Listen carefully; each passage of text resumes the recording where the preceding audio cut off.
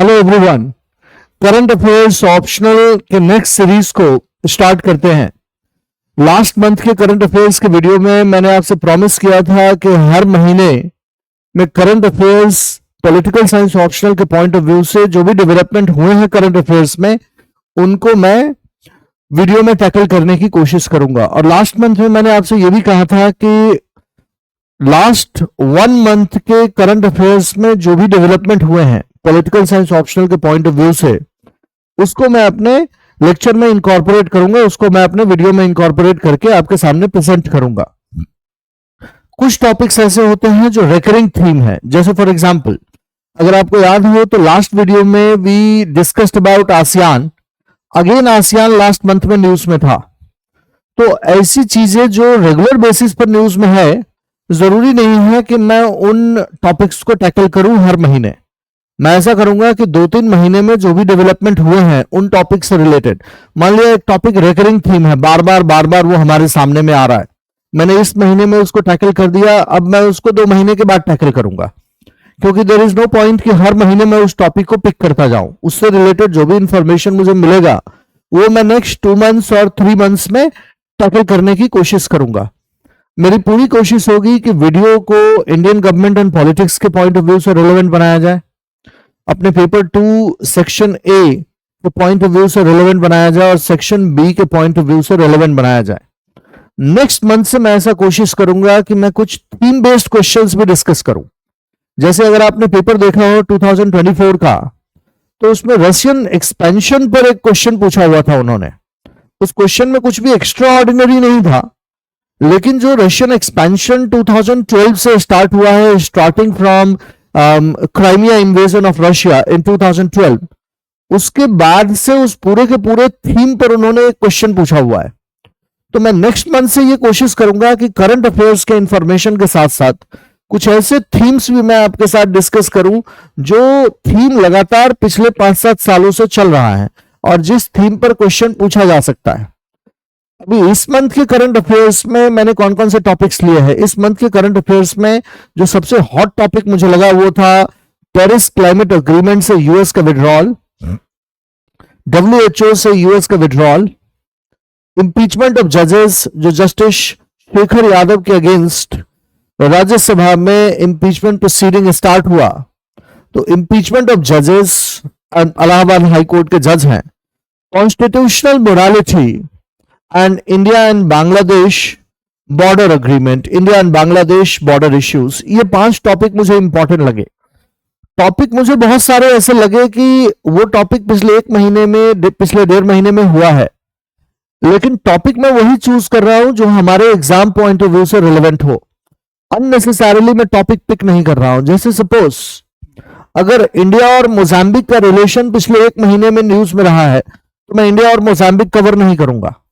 Reason उसके पीछे क्या है कि अगर उन्होंने आपसे क्वेश्चन पूछना है तो वो क्वेश्चन पूछेंगे पूरे अफ्रीका कॉन्टिनेंट पर। इंडिया और अफ्रीका रिलेशंस आपसे पूछ सकते हैं, लेकिन अफ्रीका के एक कंट्री से वो आपसे क्वेश्चन नहीं पूछेंगे। वो अगर क्वेश्चन किसी बायलैटरल टाइज के बारे में पूछेंगे तो या तो ग्लोबल पावर सेंटर्स के बारे में आपसे क्वेश्चन पूछेंगे, या वो आपसे क्वेश्चन पूछेंगे इंडिया एंड हर नेबरहुड के बारे में आपसे क्वेश्चन पूछेंगे। बाकी वो आपसे ऐसे कंट्री के बारे में क्वेश्चन नहीं पूछेंगे, इंडिया मोजाम्बिक, इंडिया साद, ऐसे क्वेश्चन नहीं पूछेंगे। वो जब भी क्वेश्चन पूछेंगे तो या तो वो बहुत ही कंसिक्वेंशियल पावर होगा या इंडिया के नेबरहुड की एक कंट्री होगी। तो अगर कोई ऐसी चीज न्यूज में आती है तो मैं उसको करंट अफेयर्स के वीडियो में टैकल नहीं करूंगा। उसके पीछे reason is very clear. If you will go through the question paper of last 30 years, तो लास्ट 30 साल के पेपर में आपको एक सिंगल ईयर भी ऐसा नहीं मिला होगा जिसमें इंडिया और मोजाम्बिक का रिलेशन उन्होंने पूछा हो। एक सिंगल ईयर आपको नहीं पूछा होगा जिसमें उन्होंने इंडिया और इटली का रिलेशन आपसे पूछा हो, इंडिया और ग्रीस का रिलेशन आपसे पूछा हो। तो अगर आप करंट अफेयर्स की कोई भी मैगजीन देखेंगे तो आप रियलाइज करेंगे कि उसमें अगर मान लिया प्राइम मिनिस्टर ने ग्रीस विजिट किया है तो उसमें वो इंडिया और ग्रीस के रिलेशंस के बारे में भी उन्होंने लिखा हुआ होता है। मान लिया प्राइम मिनिस्टर ने विजिट किया है यूरोप की किसी एक कंट्री को, स्वीडन को विजिट किया है प्राइम मिनिस्टर ने, तो उसमें इंडिया और स्वीडन के बारे में वो लिखते हैं। मैं ऐसे टैकल नहीं करूंगा करंट अफेयर्स। उसके पीछे का रीजन इज वेरी क्लियर। वो इंडिया और स्वीडन का रिलेशन आपसे नहीं पूछेंगे। आप मेरे से पूछेंगे कि सर क्यों नहीं पूछेंगे? When you will go through the question papers of last 30 years तो आपको ये समझ में आ जाएगा कि आज तक कभी नहीं आया है और ये प्रोबेबिलिटी बेस्ड प्रिपरेशन है। इसका मतलब है कि वो आगे भी नहीं पूछेंगे। लास्ट 30 इयर्स के पेपर में अगर उन्होंने इस तरीके से इंडिविजुअल कंट्री को पिक नहीं किया है जो इंडिया के लिए बहुत ही कंसिक्वेंशियल पावर हो, तो इसका मतलब है वो आगे भी नहीं पूछेंगे। तो ऐसी किसी भी करंट अफेयर्स के न्यूज को मैं लेक्चर में टैकल नहीं करूंगा जो आपके सिलेबस से रिलेटेड नहीं है या जिससे रिलेटेड लास्ट 30 इयर्स में क्वेश्चन नहीं आए हैं। लेकिन लास्ट 30 इयर्स में अगर क्वेश्चन आए हैं, मैं 30 इयर्स की बात कर रहा हूं, I am not talking about 10 years और 5 years, I am talking about 30 years. अगर लास्ट 30 साल में क्वेश्चन आए हैं तो मैं उस टॉपिक को कवर करूंगा।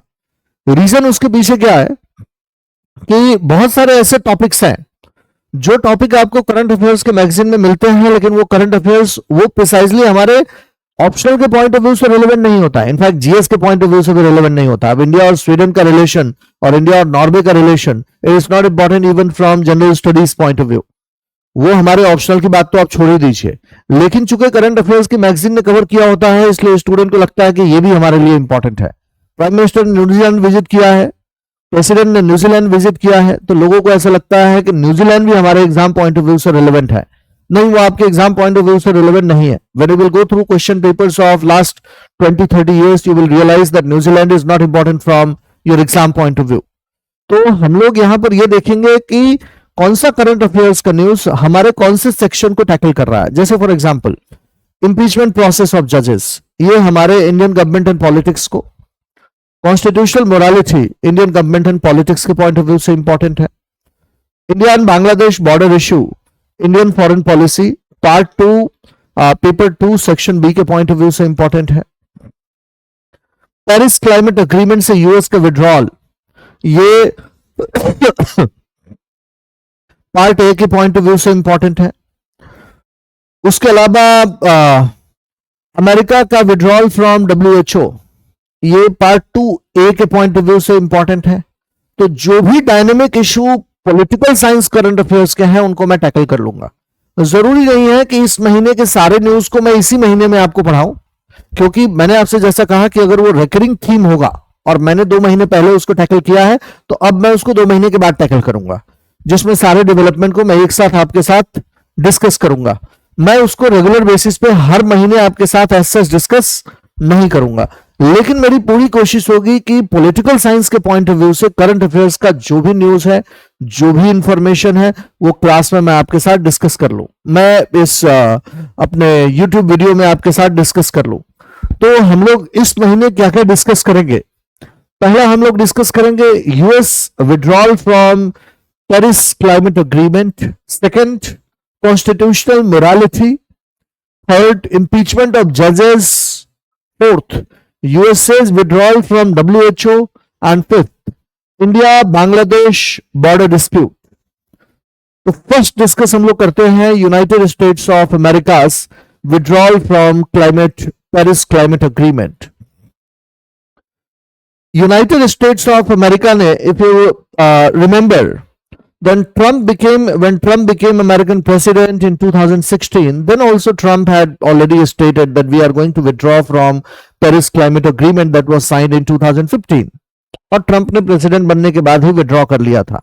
दोबारा से डेमोक्रेट्स पावर में आए 2020 में, and Democrats continued with the agreement, again they joined the agreement. तो रिपब्लिकन्स की policy is very clear in this regard. पहला, वो फॉसिल फ्यूल के यूज पर यकीन करते हैं। They want to drill a lot of oil. वो चाहते हैं कि अमेरिकन ऑयल कंपनीज को फायदा पहुंचे और अमेरिका ग्लोबल ऑयल मार्केट को कैप्चर करे। अननेसेसरीली इलेक्ट्रिक व्हीकल का जो अमेरिका का गोल था, बाय 2030 50% इलेक्ट्रिक व्हीकल अमेरिका में यूज होगा। अभी उन्होंने इस कमिटमेंट से अपने आप को पीछे खींच लिया है। पेरिस क्लाइमेट अग्रीमेंट ये कहता है कि प्री इंडस्ट्रियल लेवल से 2 डिग्री सेल्सियस इतना ही जो क्लाइमेट में फ्लक्चुएशन हो सकता है। अगर कोशिश ये रहेगी 1.5 डिग्री सेल्सियस की पूरी कोशिश रहेगी। अब इसमें सबसे बड़े कुछ चैलेंजेस हैं अमेरिका के विड्रॉल के बाद। क्या क्या चैलेंजेस हैं अमेरिका के विड्रॉल के बाद और इसमें क्या क्या टेक्निकलिटीज इन्वॉल्व हैं। तो मैंने इस पूरे के पूरे विड्रॉल को स्ट्रक्चर के फॉर्म में बांट दिया है जिससे आपको आंसर लिखने में आसानी हो। That America withdrew from Paris climate agreement. क्या है पेरिस क्लाइमेट अग्रीमेंट? अमेरिका के विड्रॉल के क्या कंसिक्वेंसेस हो सकते हैं?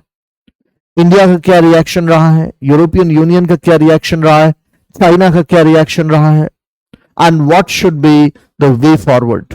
सो United States of America has withdrawn from Paris Climate Agreement under President Trump. In fact, America का पेरिस क्लाइमेट अग्रीमेंट से विड्रॉ करना ये रिपब्लिकन्स की पॉलिसी का पार्ट था।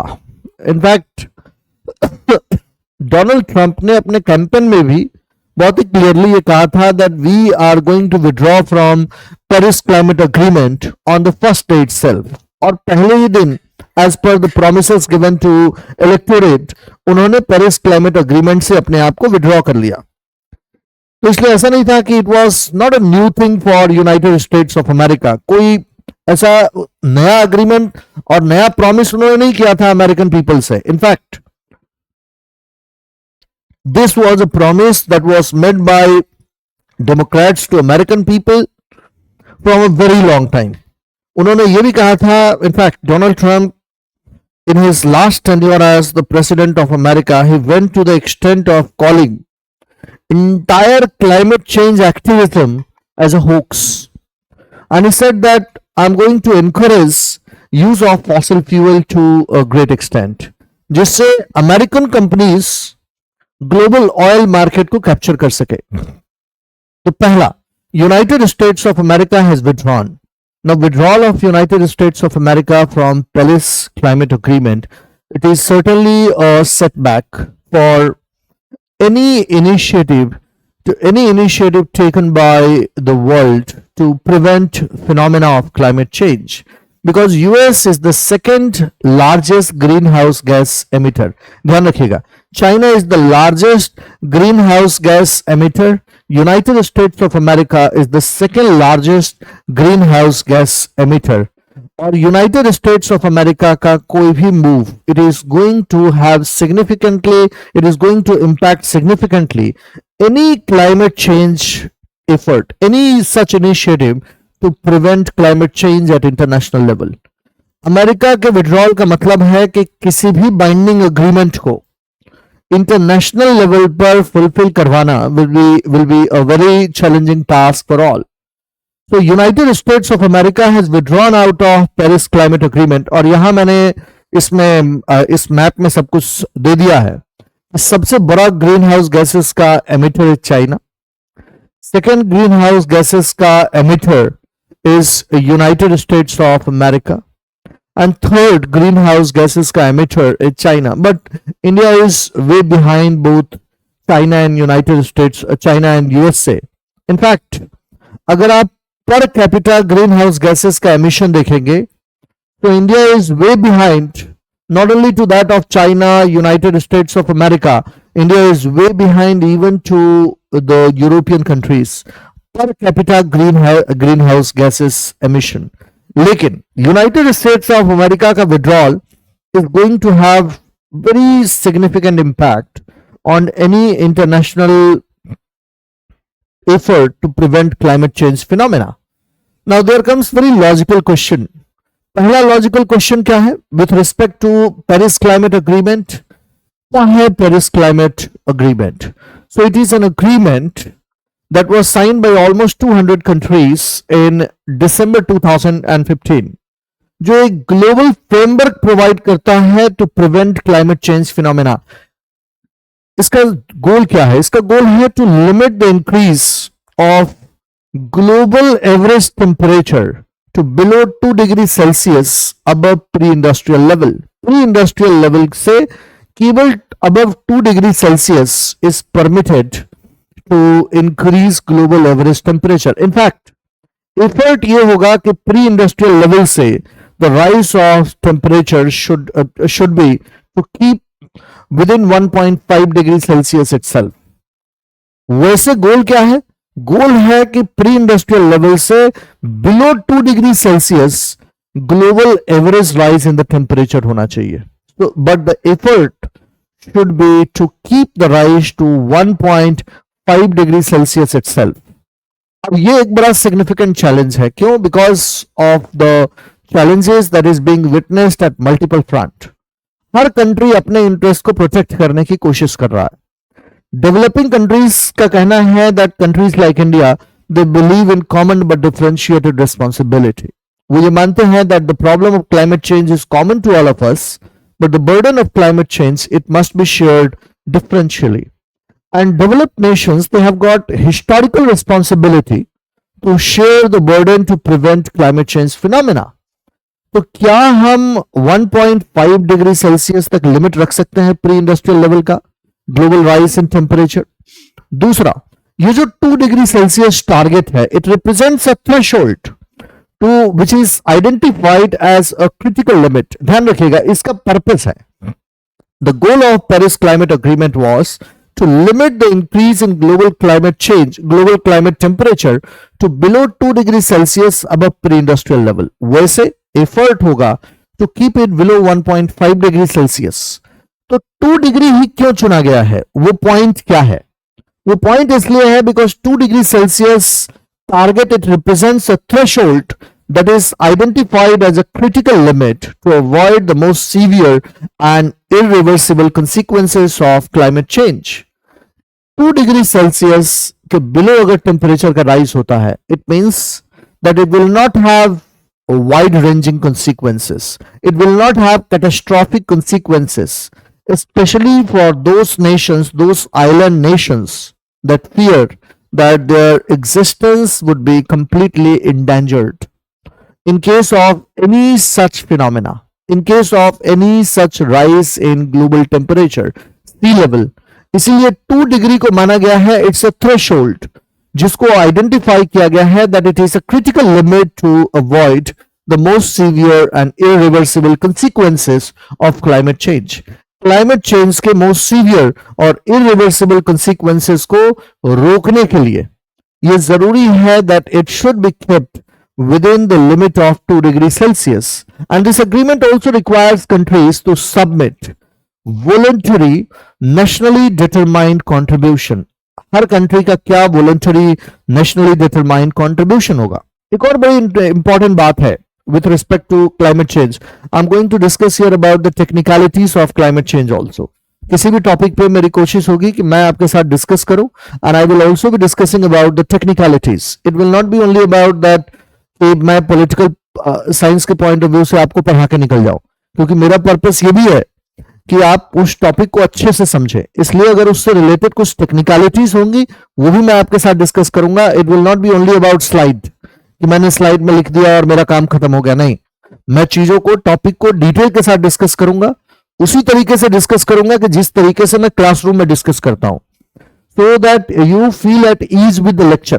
आपको ये समझ में आए कि अगर आपका पॉलिटिकल साइंस ऑप्शनल नहीं भी है फिलहाल, तो भी आपको ये समझ में आए कि ये टॉपिक मेरे जनरल स्टडीज के पॉइंट ऑफ व्यू से बहुत काम के हैं. क्योंकि पीएसआईआर ऑप्शनल के करंट अफेयर्स में जो भी टॉपिक मैं यहां डिस्कस करूंगा, those topics are relevant even from general studies point of view. क्योंकि यहां पर मैं आईजीपी सेक्शन के टॉपिक्स डिस्कस करूंगा, इंडियन पॉलिटी के सेक्शंस डिस्कस करूंगा, यहां पर मैं UN and related agencies, regional organisations से रिलेटेड बातें डिस्कस करूंगा, इंडिया फॉरेन पॉलिसी से रिलेटेड बातें डिस्कस करूंगा. So these topics would remain relevant even for general studies student. It will not remain relevant only from the point of view of political science optional student. तो इसलिए मैं इस topic को कोशिश करूंगा कि मैं जितना जनरल बना सकूं और जितनी अच्छी टेक्निकल अंडरस्टैंडिंग के साथ आपको समझा सकूं. तो the Paris climate agreement, the goals and US promises. पहला मैंने आपसे कहा that it was an agreement that was signed in 2015 by almost 200 countries, जिसमें गोल था कि प्री इंडस्ट्रियल लेवल से 2 डिग्री सेल्सियस ग्लोबल टेम्परेचर उससे 2 डिग्री सेल्सियस से ज्यादा नहीं बढ़ना चाहिए. 2 डिग्री सेल्सियस का लिमिट है, वैसे एम 1.5 डिग्री का है. लेकिन क्यों 2 डिग्री के थ्रेशोल्ड को ही चूज किया गया?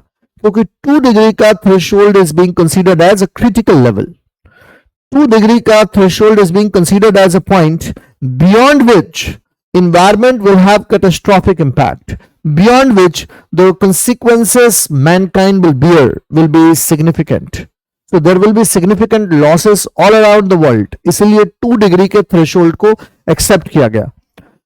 Paris Climate Agreement, it will help countries to deal with climate change effect, and it will also provide money and technology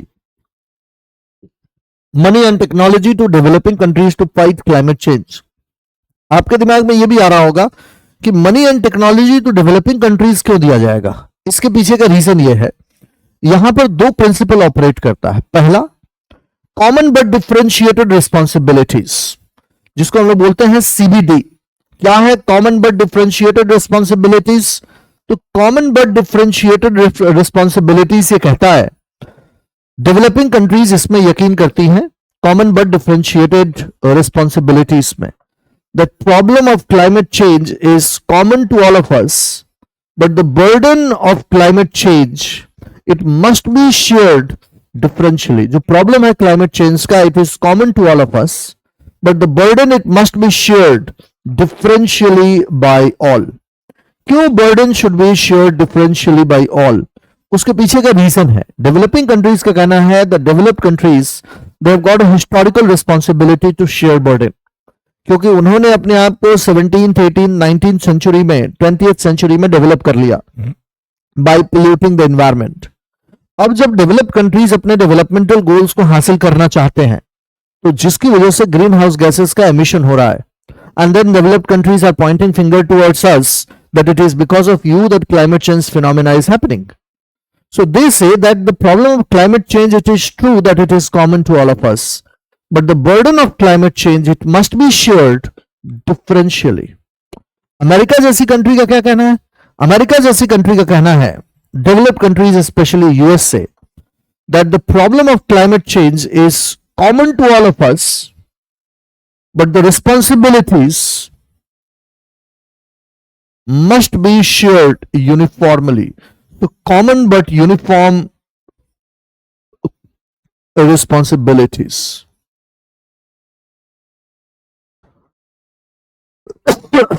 Common but uniform responsibilities.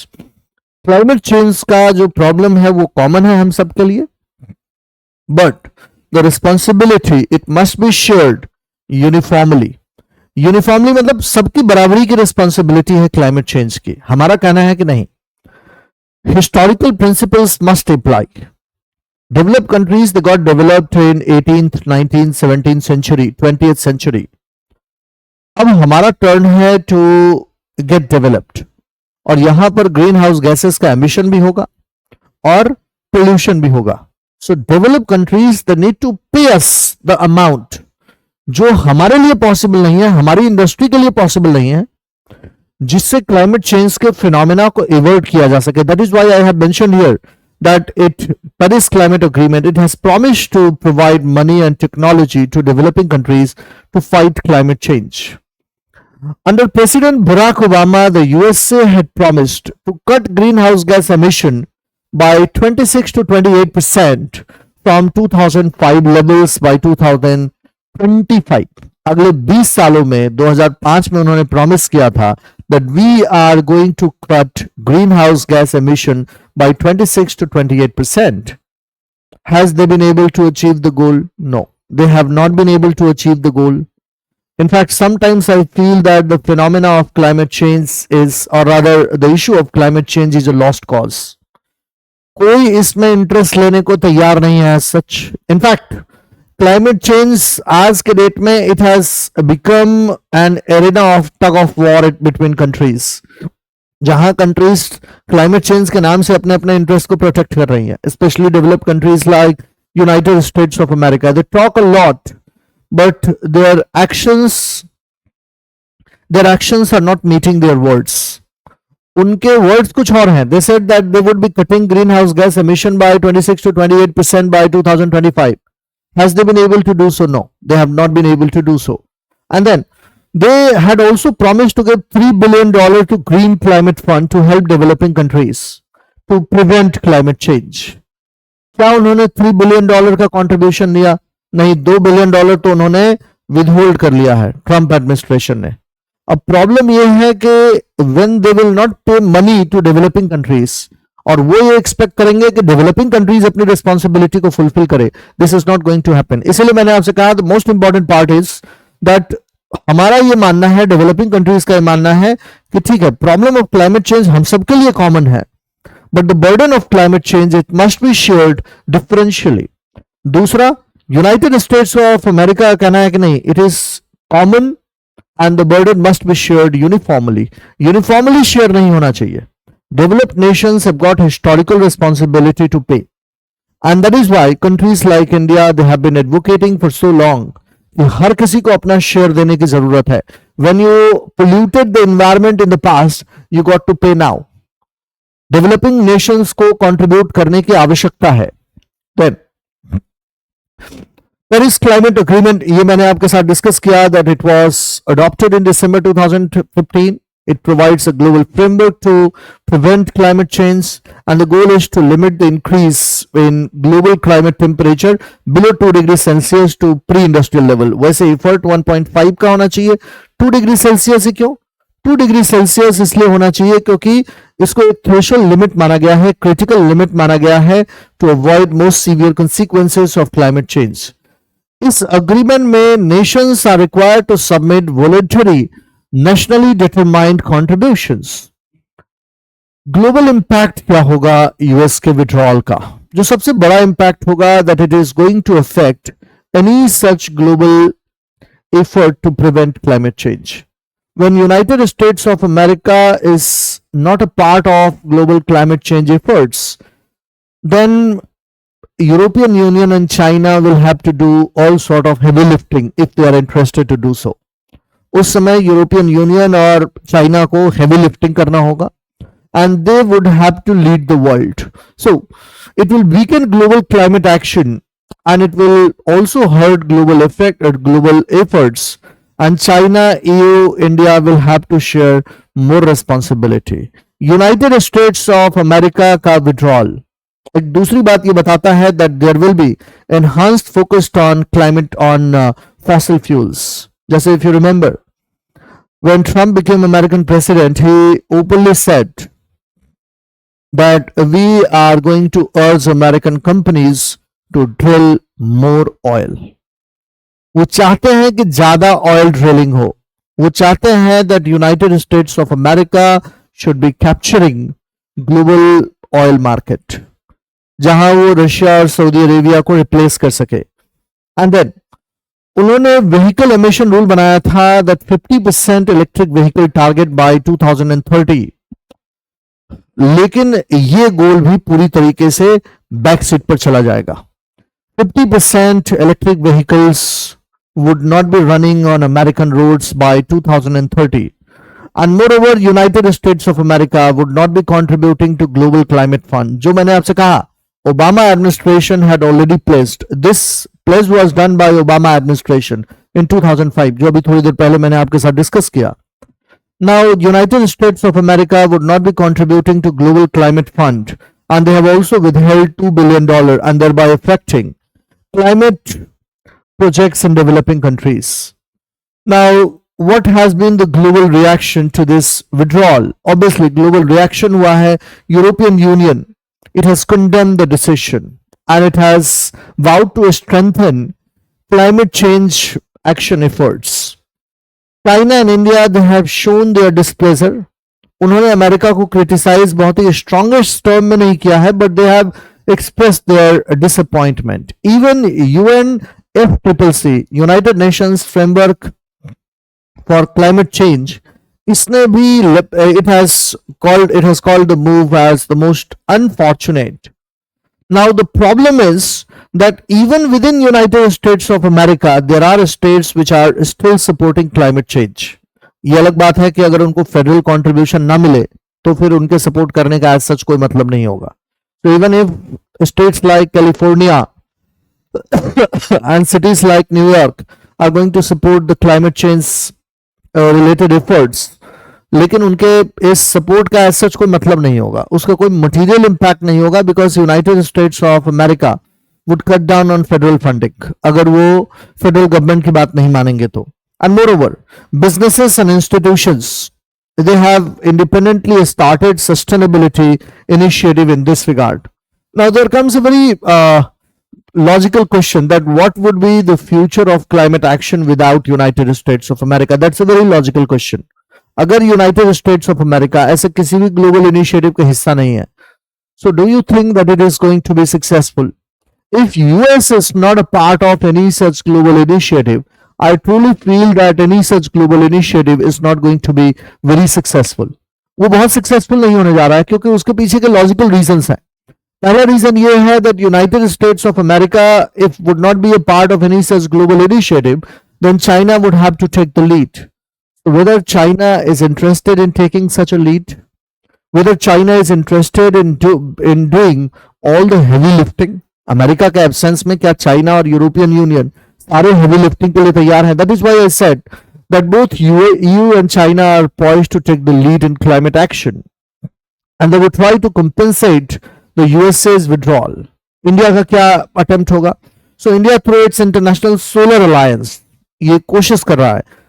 इकलौते मेजर इंटरनेशनल ऑर्गेनाइजेशन का हिंदुस्तान में headquarter है, that is international solar alliance. Hindustan की पूरी कोशिश होगी कि अपने ग्लोबल जो क्लाइमेट कमिटमेंट है उसको फुलफिल किया जा सके. And moreover, private sector will also have to accelerate investment. Private sector would also have to take responsibility. And potential, अब यूएस के ऊपर क्या प्रेशर आ सकता है? Corporate sectors will have to take responsibility. EU and China would have to take responsibility. India would have to take responsibility. But what would be its impact on United States of America? पहला, there would be potential carbon border taxes. Carbon border tax क्या होता है अभी थोड़ी देर में मैं आपके साथ डिस्कस करने वाला हूं. There would be potential carbon border taxes on United States of America and trade restrictions may be imposed on US goods. लेकिन क्या इसकी कोई possibility है that you would be imposing carbon border taxes? क्या किसी कंट्री की इतनी हिम्मत है that during Trump regime they would impose carbon border taxes on United States of America and trade restrictions? I don't think so.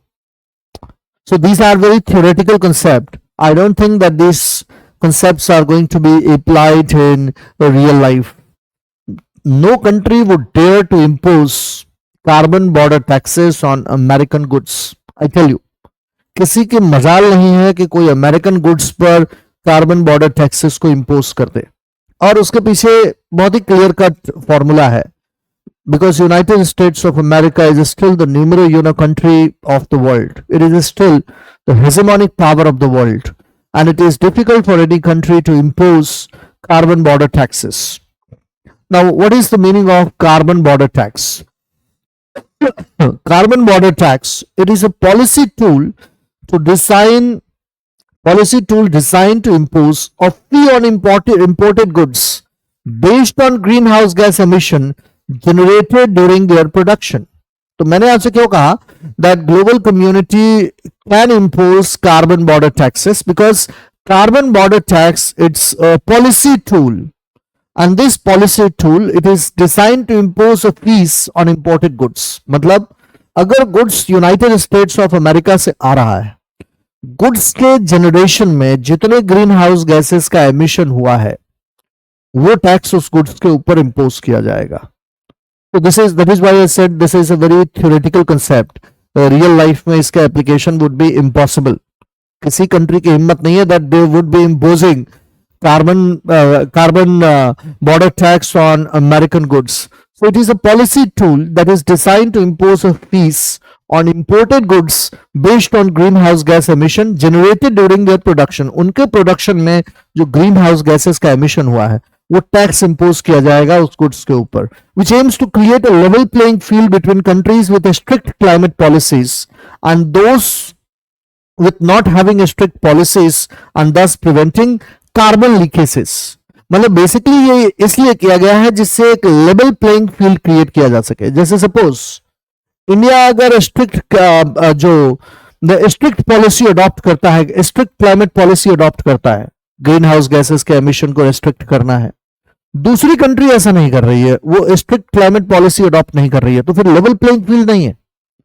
तुम pollution create करके किसी एक प्रोडक्ट को बना रहे हो, दूसरी कंट्री पोल्यूशन को कंट्रोल करके एक प्रोडक्ट को बना रही है, उसको खर्चा ज्यादा लग रहा है, तो जिसको ज्यादा खर्चा लग रहा है उसके लिए लेवल प्लेइंग फील्ड होना चाहिए। अगर लेवल प्लेइंग फील्ड नहीं होगा तो फिर ये भी पोल्यूट करके प्रोडक्ट बनाना स्टार्ट करेंगे। So in order to create a level playing field between countries having strict climate policies, we have the mechanism of carbon border tax. ध्यान रखिएगा, ये जीएस में भी कभी भी क्वेश्चन पूछा जा सकता है। Carbon border tax, carbon border tax क्या है? Carbon border tax is basically, it is a country, so it creates a level playing field between countries having strict climate policies and not so strict climate policies. क्यों है ऐसा? जिससे उन countries को नुकसान ना हो जो स्ट्रिक्ट क्लाइमेट पॉलिसीज फॉलो कर रही हैं।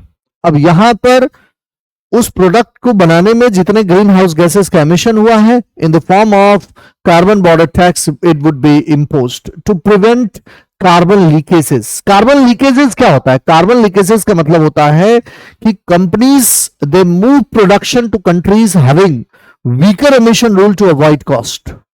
होता क्या है कि अगर मान लिया ये कार्बन बॉर्डर टैक्स ना हो तो क्या होगा?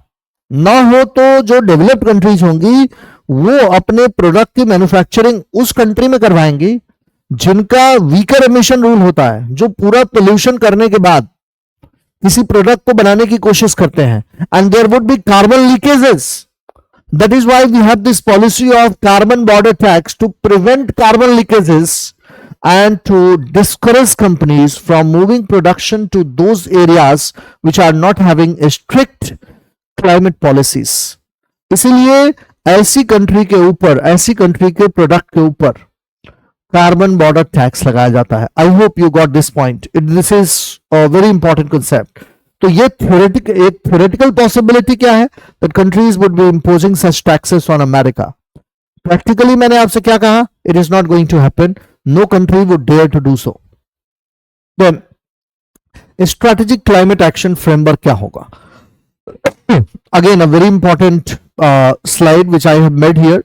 It is relevant not only from political science optional point of view, it is also relevant from your general studies point of view. So pay attention to it. First, I said that in way forward, first, what needs to be done? What should be the strategic climate framework? So the first point I wrote here is encouraging green technologies and renewables. Encouraging green technologies and renewables. So for example, if you will look at India's renewable energy goal, you would be surprised to know that India is doing fairly well. तो यहाँ focus किस चीज पर होगा? Solar energy, wind energy, hydrogen energy. जैसे hydrogen energy पर हमारा बहुत स्पेशल फोकस है, हम फ्यूचर में हाइड्रोजन सुपर पावर बनना चाहते हैं। इनफैक्ट ऑलरेडी टाटा ने इस पर अभी एक ट्रक को हाइड्रोजन पर चलाने की कोशिश की है, तो ये देखना काफी इंटरेस्टिंग होगा कि हम किस तरफ मूव करते हैं। So encouraging green technologies and renewables like solar energy, wind energy, hydrogen energy. Point number 1। Point number 2, strengthening international agreement like Paris agreement commitment. पहला, the point is that you got to strengthen existing international agreement like Paris Climate Agreement, जिससे country के ऊपर binding agreement होना चाहिए with respect to climate change policies. Countries are not interested in climate change policies. उनको ऐसा लगता है कि ऐसे ही चल रहा है, जैसे चल रहा है ऐसे चलता रहेगा, but people do not realize that it will have a catastrophic impact.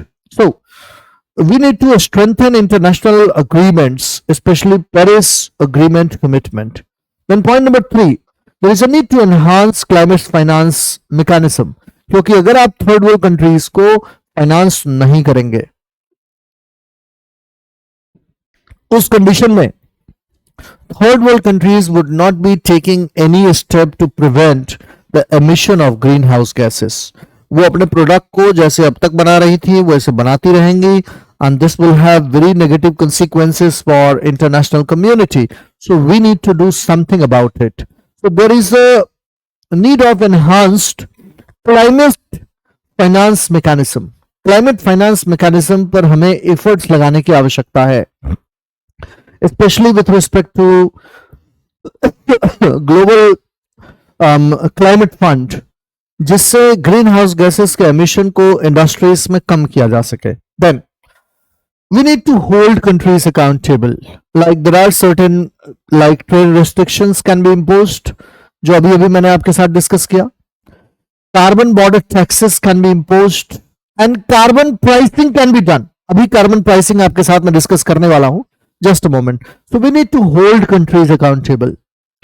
So one, carbon pricing, second, carbon border taxes, and third, trade restrictions can be imposed on countries not adhering to those climate change related actions. And then we need to promote non-governmental climate action.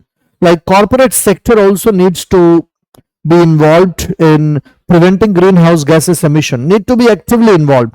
And we got to have the net zero initiative, net zero carbon initiative.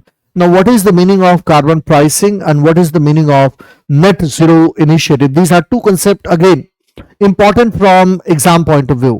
From ये GS में भी आपको help करेगा, यहां पर भी आपको help करेगा. Now, what is the meaning of carbon pricing? Carbon pricing किसको बोलते हैं? कार्बन प्राइसिंग कहते हैं it's a market based tool to reduce green house gas emission by putting a cost on emitting carbon dioxide. ध्यान से समझिए मेरी बात. It's a market based tool to reduce greenhouse gas emission by putting a cost on emitting CO2. It is grounded in the polluter pay principle and it makes emission expensive. So basically, carbon pricing says that when a particular product is involved in emission of greenhouse gases, so there is a cost that has been put on emitting carbon dioxide. अगर आप carbon dioxide emit करते हैं, so there is a cost that you need to पे.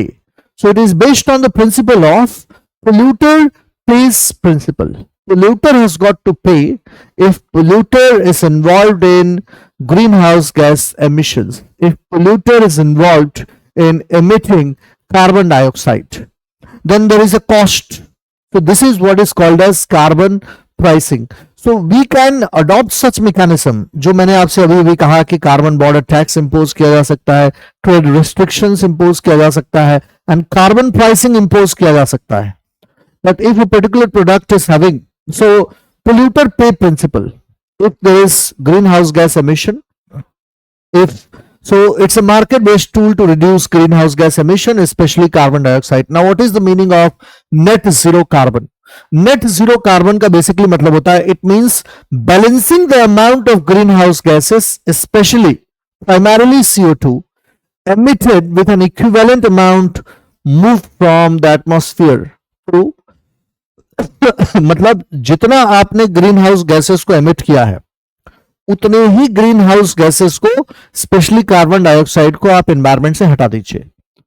आपने जितना contribute किया है pollute करने में उतना ही आपको कंट्रीब्यूट करना है एनवायरमेंट को क्लीन करने में. But how? Through one natural sinks like forest. आप फॉरेस्ट लगा दीजिए. दूसरा, टेक्नोलॉजीज का इस्तेमाल कीजिए कार्बन कैप्चर करने का. So there are various technologies through which carbon capture can be done. So basically net zero carbon it says कि आप बैलेंस कीजिए उस अमाउंट को, ग्रीन हाउस गैस एमिशन को जो आप एमिट कर रहे हैं. तो specially corporate world they need to believe in this principle of net zero carbon. ये कॉर्पोरेट वर्ल्ड के लिए ज्यादा एप्लीकेबल प्रिंसिपल है that if you are making a product that is emitting greenhouse gases, especially primarily carbon dioxide, so you got to take steps so that it will neutralize everything. But how? Either by capturing greenhouse gases, especially CO2, so by using technology like carbon capture, or by using natural sinks like forest. तो इससे क्या होगा, एक net zero carbon balance maintain होगा environment में. So corporate world it needs to, so we need to involve more non-state actors like NGOs, and even corporates, they need to believe this principle of net zero carbon. So basically everybody needs to be responsible about prevention of emission of greenhouse gases. Everybody needs to be responsible about making environment more livable, more sustainable, so that sustainable growth can be ensured. And so I told you about this mechanism. So way forward में मैंने आपसे क्या क्या point बताए. These points are important. Remember, answer में आपने flow chart बनाया, ऐसे का ऐसे उठा के अगर आप आंसर में लिख देंगे और you will, if you will briefly start explaining it, your job is done. Because in answer you cannot write more than this much. इससे ज्यादा आंसर में लिखना will not be possible for you. आपके लिए लिमिटेशन है. अगर आपने answer में इतना लिख दिया, I can assure you that you will get not less than 60% marks. तो एग्जाम में आपको कुछ इनोवेटिव मेजर्स यूज करने होंगे. इसीलिए जब मैं यहां पर आपको करंट अफेयर्स के लेक्चर डिस्कस कर रहा हूं, तो मैं फ्लो चार्ट डायग्राम्स इसलिए यूज करता हूं, उसके पीछे का लॉजिक है, so that you will get to know what is important and what is not so important, और किस तरीके से अपने आंसर को प्रेजेंट करना है. So way forward, first point, we need to encourage green technologies and renewable like solar energy, wind energy, hydrogen energy.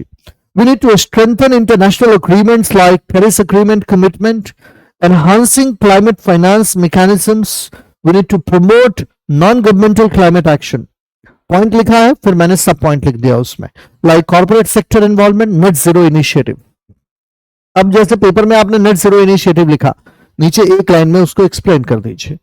Then holding countries accountable like carbon pricing लिखा, holding countries accountable लिखा, नीचे सब point लिखे A B C. A carbon pricing, उसको एक line में explain कर दीजिए. कार्बन बॉर्डर टैक्सेस एक लाइन में एक्सप्लेन कर दीजिए. ट्रेड रिस्ट्रिक्शंस एक लाइन में उसको एक्सप्लेन कर दीजिए. So that's about the way forward. Now let us move on to the next topic.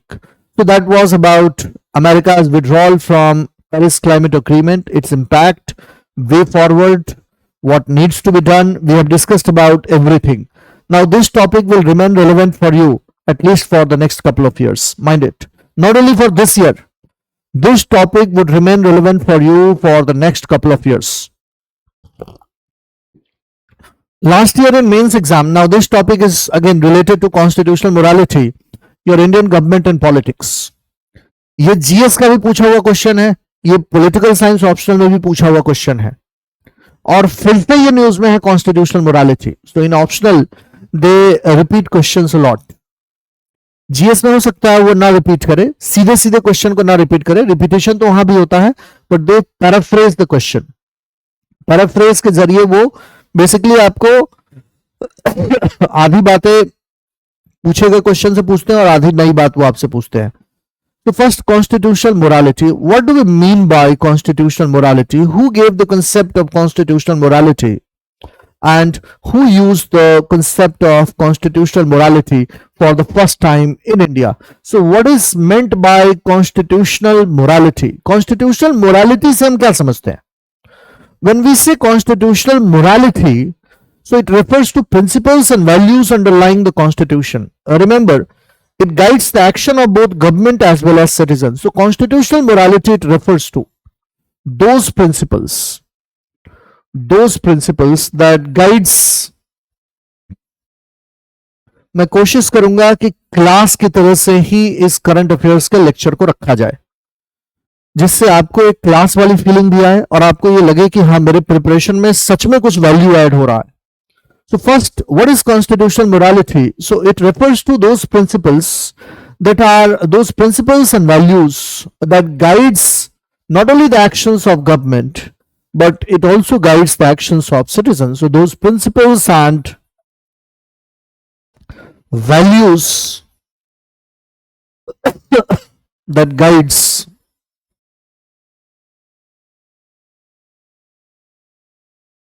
the actions of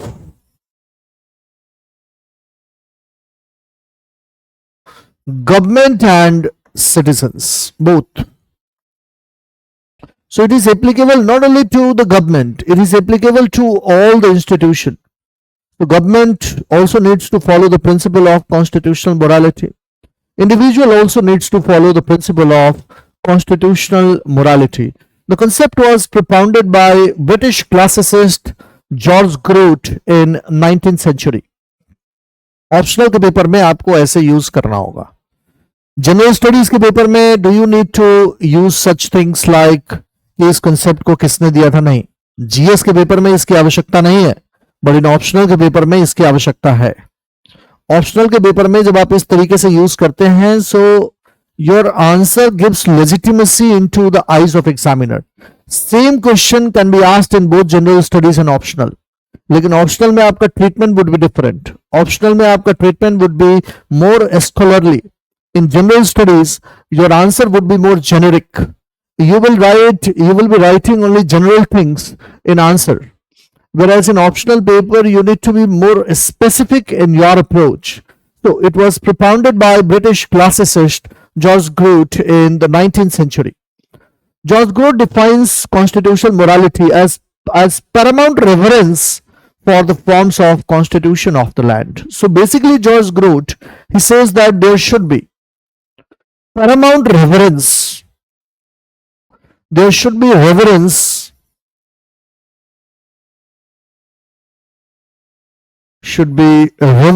to the constitution of the land. So everybody should be following the guidebook. Everybody should be following the rule book. उस rule book को किसी ने भी violet नहीं करना है. People need to follow the rule book. People need to respect the rule book. It was Dr. Bhimrao Ambedkar, the chairman of drafting committee, who used the term constitutional morality. So constitutional morality, it involves those principles and values that guides the actions of both a state as well as individual. It is applicable to all. Now, what are the pillars of constitutional morality? How constitutional morality is being ensured? So first pillar of constitutional morality is one, constitutional interpretation. First one is constitutional interpretation. So how constitution is being interpreted by the Supreme Court? Supreme Court is responsible for interpreting the Constitution of India. Supreme Court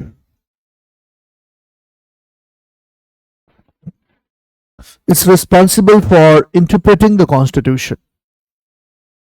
The Constitution needs to be interpreted in line with those values and principles that should guide both individual as well as a state. So both a state and individual needs to be guided by constitutional morality. But the pillars of constitutional morality are constitutional interpretation that is being done by the Supreme Court. कि constitution क्या कहना चाहता है, and then constitutional morality is being ensured. So Supreme Court is the final interpreter of the Constitution. Supreme Court is the final interpreter of the Constitution. One.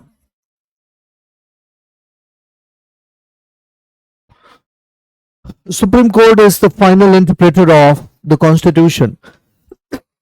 It interprets Constitution in the light of constitutional morality, in the light of those values that should guide actions of both state as well as citizen. So it needs to be guided in light with the values of constitutional morality. So it needs to be interpreted. It needs to be interpreted in the light of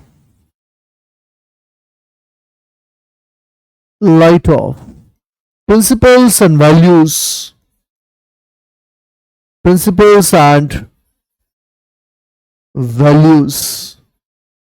that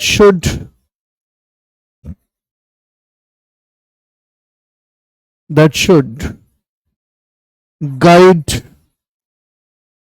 state and citizens. The Constitution is interpreted in a way in the light of those values that should guide both a state as well as citizen. The first one is constitutional interpretation that adopts laws to core principle. That laws needs to be passed keeping in view the core principles of the Constitution. There should not be flouting core principles of the Constitution. Core principles of the Constitution needs to be respected by the laws. Constitution morality का pillar, constitution morality कहता है कि laws का interpretation इस तरीके से होना चाहिए that they should be adhering to the core principles of the constitution, that is constitutional morality, that is those values of the constitution which must guide both individual as well as citizen, which must guide all. So laws should be interpreted keeping in view core principles of the constitution. So then separation of power. So separation of power must not be violated. This is one of the pillars of constitutional morality. ध्यान रखिएगा, constitutional morality means those values that should be guiding both a state as well as citizen. So if a law has been passed by parliament, that should be in line with the principle of constitutional morality. Separation of power, that is balance among the three organs of the government, is another pillar of constitutional morality. So legislature,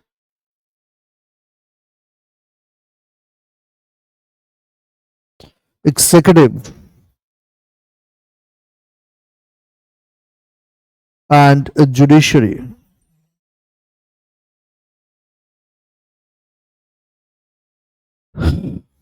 इनके बीच में एक balance होना चाहिए. No one organ should try to dominate other organ. Then third one is ethical governance. That is another feature of constitutional morality. That governance should be done in a manner that should promote and ensure integrity and transparency in the working of the government. So accountability, transparency, and integrity shall be promoted. That is again a pillar of constitutional morality only. So ethical governance, that is governance should be done in a manner that government of the day should be accountable to the people, should remain transparent, and should ensure integrity. So ethical governance is another pillar of constitutional morality. Then you need to have the checks and balances. Fourth, another pillar of constitutional morality. So there should be no abuse of power. If any one organ is trying to gain more powers at the cost of other organs, then such organs should be stopped. So it says that if any organ, if one organ is misusing its power,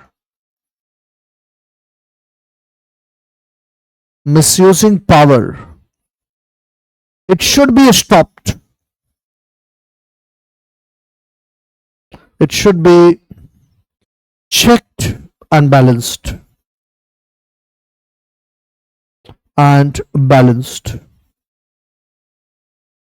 American Constitution was the first constitution of the world that incorporated the spirit of separation of power. Though separation of power is not clearly mentioned in the American Constitution, but it incorporates a very clear-cut separation of power among judiciary, executive, and legislature. But American Constitution stands modified in the way it has incorporated doctrine of checks and balances. So American Constitution has also incorporated the doctrine of checks and balances. Then fundamental rights, fifth, for safeguarding the rights of individuals. So these are considered as the pillars of constitutional morality. So constitutional morality are those principles and values that should be guiding the actions of both individual and citizen. So laws should be interpreted in a manner that it should be taking into account the principles that must be adhered by all. It should be taking into account the core principles. So it needs to interpret the constitution in the light of principles and values that should guide both a state as well as citizens. Then, now, constitutional morality and Indian Constitution, has it been defined under the Constitution of India? No. Constitutional morality has not been defined under the Constitution of India. It is not explicitly mentioned under the Constitution of India. Neither it has been defined under the Constitution of India. So it has not been defined. It has not been defined under the Constitution. It is Supreme Court that has defined constitutional morality in a number of cases. Supreme Court has defined constitutional morality in a number of cases. Constitutional morality in a number of cases. Supreme court ने number of cases में constitutional morality को define करने का काम किया. However, its essence is inherent in the Constitution's core principles, that is justice, equality and liberty. And these values are embedded in preamble, fundamental rights, directive principles of the state policies. सारी जगहों पर आपको constitutional morality दिखेगा. And it has also been reinforced through a number of judgments by Supreme Court. So that is why I said that Supreme Court, by interpreting the Constitution, also takes into account the values and principles that must be adhered by both the state as well as individual. State और individual को जो value guide करने चाहिए, supreme court उनके बारे में बात करता है और उसी के लाइट में वो कॉन्स्टिट्यूशन को इंटरप्रेट करता है.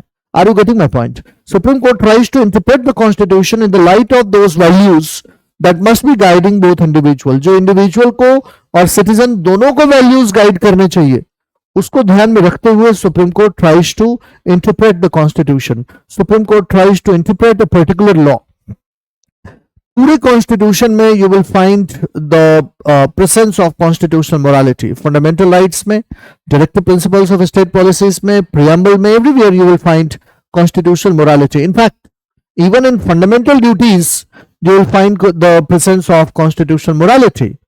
इस कंसेप्ट को रीइंफोर्स किया है सुप्रीम कोर्ट ने थ्रू इट्स वेरियस जजमेंट, अलग अलग जजमेंट के जरिए. जैसे फॉर एग्जांपल सुप्रीम कोर्ट ने Navtej Singh Johar case, Naz foundation case, even Kesavananda Bharati case. So in a number of cases supreme court has talked about constitutional morality. मतलब वो क्या एक्शंस होने चाहिए जो स्टेट को गाइड करने चाहिए. कॉन्स्टिट्यूशनल मोरालिटी का ये मतलब नहीं है कि हर जगह पर एक्सप्लिसिटली कॉन्स्टिट्यूशनल मोरालिटी को मेंशन किया जाए. When Supreme Court talks about separation of power, it's an example of constitutional morality. When Supreme Court talks about individual rights, it's an example of constitutional morality. When Supreme Court talks about justice, equality and liberty, it's an example of constitutional morality. Are you getting my point? So basically constitutional morality is those values and principles that should be guiding the actions of both a state as well as citizen. In a number of judgment, supreme court ने constitutional morality के concept को uphold करने का काम किया है. For example, in Kesavananda Bharati case, by innovating the doctrine of basic structure, supreme court stated that parliament can amend any part of constitution including fundamental rights, but it should not be destroying basic structure of the constitution. That is those values of the constitution on which entire constitutional edifice, that is constitutional structure, rests. What is meant by basic structure? Those values. So what are those values? Those values are can be taken as an example of constitutional morality only, because constitutional morality is nothing. It is those values that must be adhered to by both state as well as citizen. So doctrine of basic structure, it says that Parliament can amend any part of constitution. So what do we mean by basic structure? Basic structure is those values of constitution, those values of constitution that must be those values of constitution on which entire constitutional structure rests.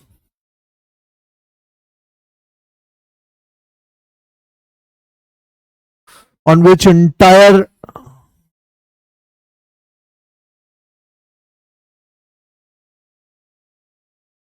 constitutional structure,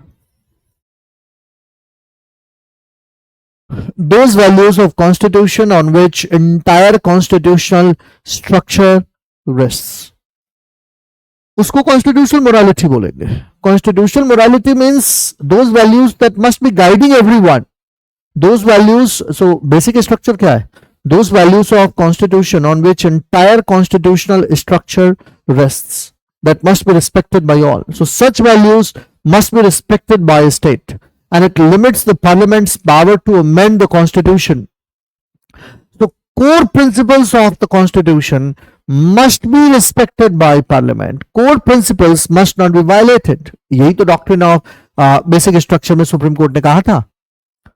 Then SP Gupta case, जिसको supreme court SP Gupta versus union of India case 1982, इसी को first जजेस case भी कहते हैं. First जजेस case, लेकिन उसके बारे में यहां पर मैं डिस्कस नहीं करूंगा.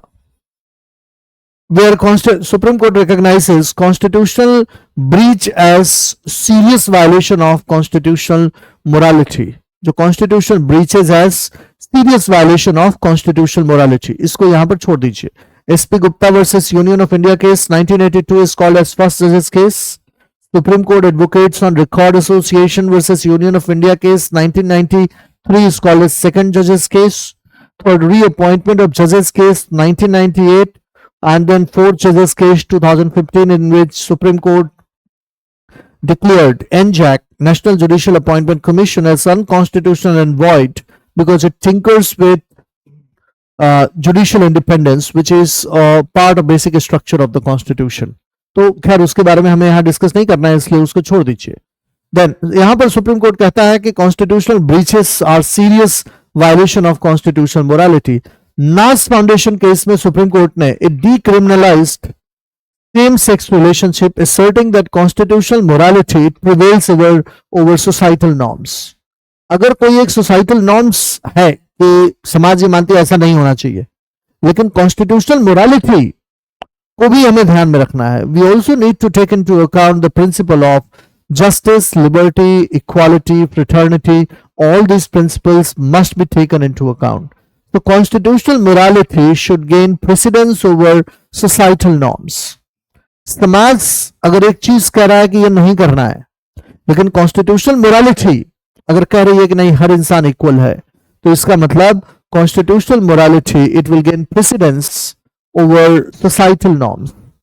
Then you have Manoj Narula case, in which Supreme Court has defined constitutional morality as adherence to constitutional norms and preventing arbitrary actions. Adherence to constitutional norms and preventing arbitrary actions. Then Sabrimala case, जिसमें women were allowed entry into Sabrimala temple, affirming that justice, equality and liberty outweighs religious customs. तो अगर कोई religious custom चल रहा है उसको justice, liberty outweigh करता है. And then Navtej Singh Johar case, जिसमें सुप्रीम कोर्ट ने इंडियन पिनल कोड के section 377 of Indian Penal Code IPC इसको स्ट्रक डाउन किया, and Supreme Court decriminalised homosexuality, upholding individual rights. So these are various Supreme Court judgments with respect to constitutional morality. अब ये general studies के point of view से भी equally important है. GS के question में भी वो केस लॉज मेंशन करने के लिए कहते हैं, ऑप्शनल के केस में भी केस लॉज मेंशन करने के लिए कहते हैं. अब आप कहेंगे कि सर इतने सारे केस लॉज एग्जाम में कैसे मेंशन करेंगे? कुछ नहीं करना है, एक बॉक्स बना दीजिए, उसमें लिख दीजिए various judgment of supreme court. Box के चारों तरफ एरो दे करके इन केसेस को लिख दीजिए. केसेस को सिंपली मेंशन भी कर देंगे तो आपका काम हो जाएगा, डोंट वरी. एग्जाम में प्रेजेंटेशन स्किल आपकी अच्छी होनी चाहिए. Everybody knows that this much of content can not be written in your answer, लेकिन अगर आप प्रेजेंट कर देते हैं इस कंटेंट को इनोवेटिव तरीके से, so obviously you will get not less than one mark. हर क्वेश्चन में आपको एक नंबर एक्स्ट्रा मिलेगा, not less than 1 mark as compare to other students. तो आपको आधा आधा नंबर, एक एक नंबर अगर आपको मिल जाए हर पेपर में मिनिमम 10 से 12 क्वेश्चन में, तो फिर तो बात ही बन जाएगी ना आपकी. तो इसलिए ये सारे टॉपिक जो मैं डिस्कस कर रहा हूं, this topics are relevant also from general studies point of view, not only relevant from political science optional point of view. Then you have, so what are the challenges to constitutional morality? पहला challenge है constitutional morality का. अब ये challenges इतने सारे points हैं. Will you be able to write all the points in your answer? No. So obviously you need to become innovative in your approach. So what are the challenges to constitutional morality? So first challenge to constitutional morality is political interference. So political interference, it undermines the independence of constitutional institutions, affecting their ability to uphold democratic values. So political interference, it affects the ability of constitutional institutions to uphold democratic values. Then frequent judicial activism, अगर judicial activism बहुत ज्यादा हो रहा है, then it may turn out to be judicial adventurism. ध्यान रखिएगा इस चीज को. So frequent judicial activism,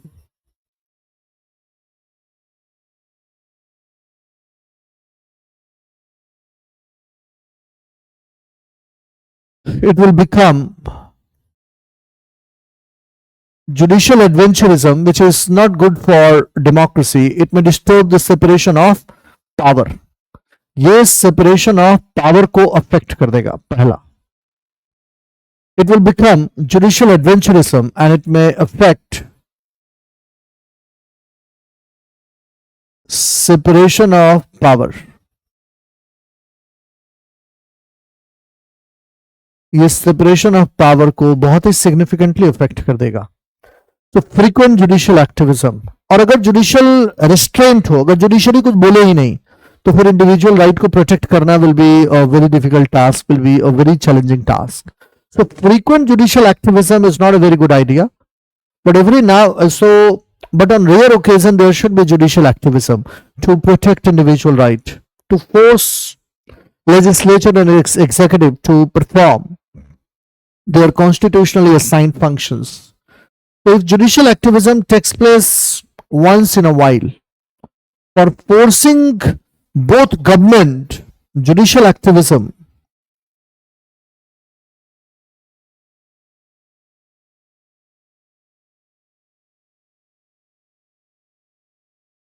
on rare occasion,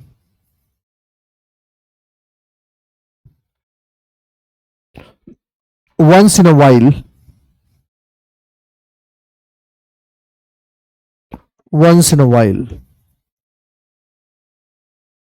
is good for democracy.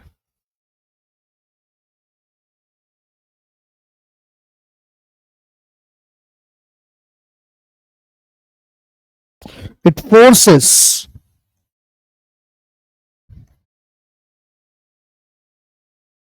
both legislature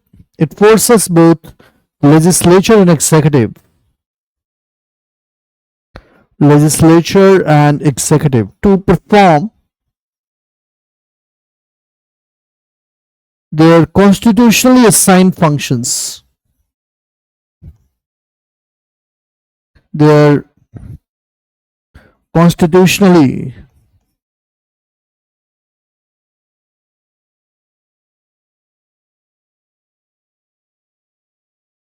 assigned functions. So it forces both executive and legislature to perform its constitutionally assigned functions. So judicial activism, if it takes place once in a while, it is good for democracy. Then, so frequent judicial activism is a bad idea, but once in a while, it's a good idea. So what is a threat to constitutional morality? Frequent judicial activism. It's a threat to constitutional morality because it will destroy separation of power. ध्यान रखिएगा इस बात को. Frequent judicial activism is a threat to constitutional morality.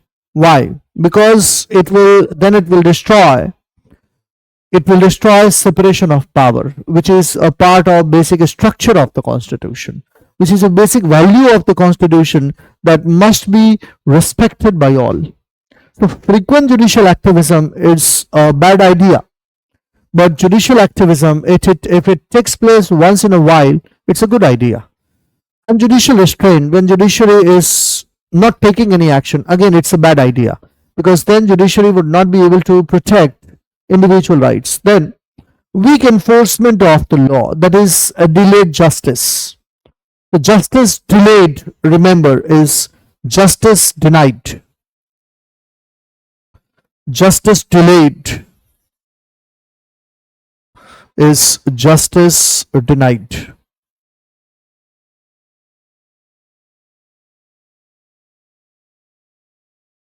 Majoritarianism, popular opinion.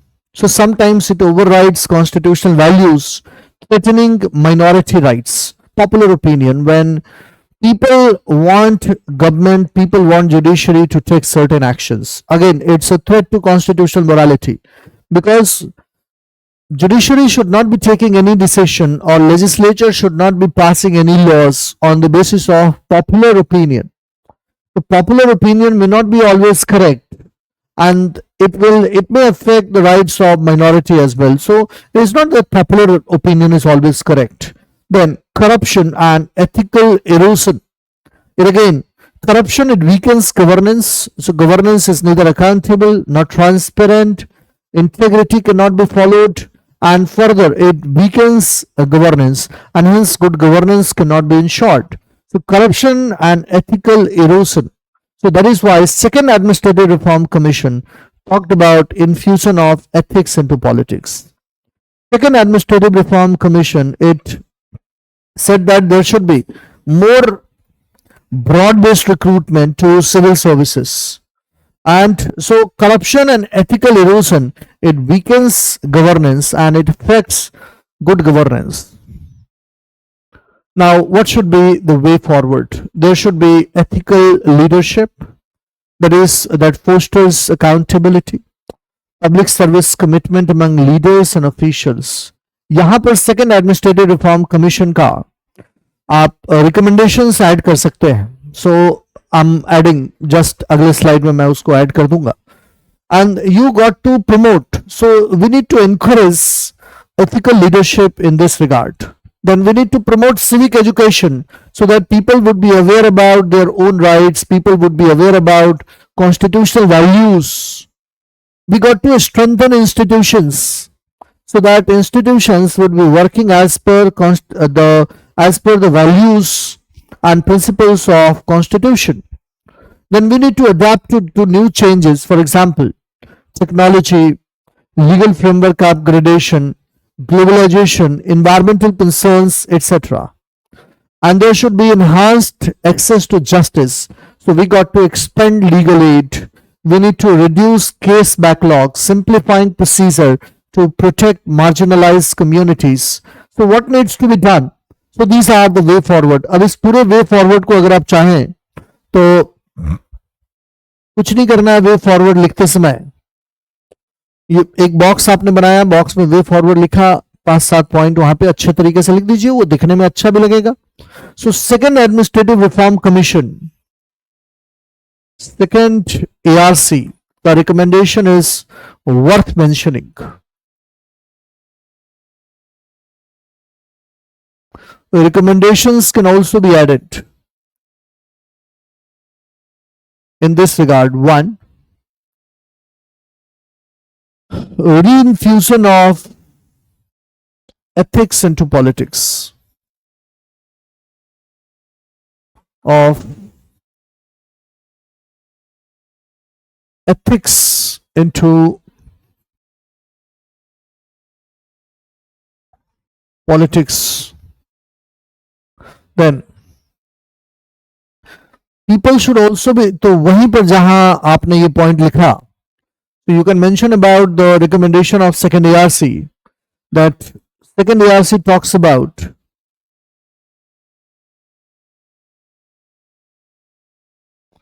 reinfusion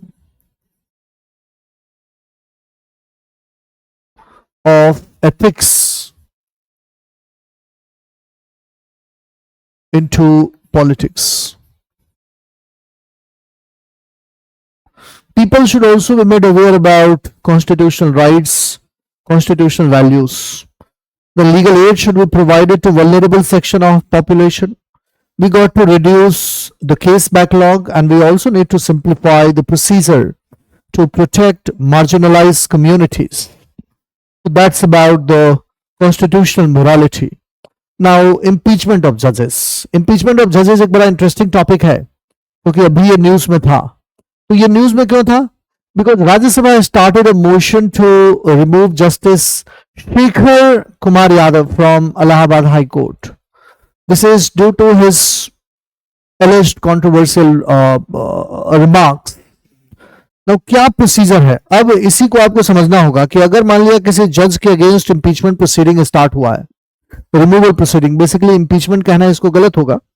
Rather than using the term impeachment, we can use the term here removal of judges. वैसे सारे newspaper में आपको impeachment ही लिखा हुआ मिलता है, but you should be using the term removal. Removal of judges. That would be a more apt word. Because impeachment term is used for the President of India only. So for all other dignitaries, rather than using the term impeachment, we should be using the term removal. अब ये GS के point of view से भी important topic है और optional के point of view से भी इंपॉर्टेंट टॉपिक है. अब तक मैंने जो भी पढ़ाया आज आपको, ये सारे टॉपिक ऑप्शनल और जीएस दोनों के पॉइंट ऑफ व्यू से इंपॉर्टेंट है. अब पेपर में सपोज करो कि एक जज के अगेंस्ट रिमूवल प्रोसीडिंग स्टार्ट हुआ है राज्यसभा में, पेपर में वो इंपीचमेंट से रिलेटेड क्वेश्चन पूछेंगे. यह है सुप्रीम कोर्ट का. आप कोर एरियाज में सुप्रीम कोर्ट और हाई कोर्ट जब आप पढ़ेंगे तो वहां पर आप इंपीचमेंट प्रोसीडिंग के बारे में पढ़ते हैं. सेम इंपीचमेंट प्रोसीडिंग है सुप्रीम कोर्ट और हाई कोर्ट के जजेस का. क्वेश्चन वो इस करंट अफेयर्स के न्यूज को ध्यान में रख के पूछेंगे आपके ऑप्शनल में और जनरल स्टडीज दोनों में. इसी बात को आपको समझना होगा. तो इस वीडियो के जरिए, करंट अफेयर्स के वीडियो के जरिए, मैं इंडियन पॉलिटी के भी करंट अफेयर्स के सारे सेक्शन कवर कर दूंगा और आईआर के भी सारे करंट अफेयर्स के सेक्शन में यहीं पर कवर कर दूंगा. Don't worry. तो इंपीचमेंट प्रोसीडिंग स्टार्ट कैसे होता है? इंपीचमेंट प्रोसीडिंग ये कहता है कि article 124 clause 4 of Indian constitution ये एक्सप्लेन करता है इंपीचमेंट प्रोसीडिंग ऑफ और रादर रिमूवल ऑफ द जजेस of supreme court. Supreme court के जजेस के रिमूवल को के बारे में बात करता है और हाई कोर्ट के जजेस के रिमूवल के बारे में अंडर आर्टिकल 218 में लिखा हुआ है, 218 में लिखा हुआ है. ध्यान रखिएगा.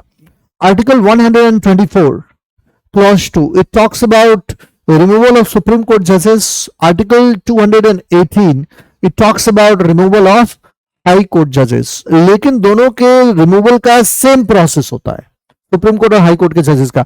दो it is mention under different article, under article 124 clause 4 for supreme Court जजेस, under article 218 for high court judges. Judges are being removed on two grounds: on the grounds of proven misbehavior and incapacity. क्या है ये proven misbehavior? Proven misbehavior है कि कोई भी जज का ऐसा action that goes against the ethical and professional standards expected from them. उन्होंने ऐसे बिहेवियर को एग्जिबिट किया है that goes against the ethical and professional standard that is expected from them. So judges are being expected to follow. Judges are expected to follow certain ethical and moral standards. Are expected to follow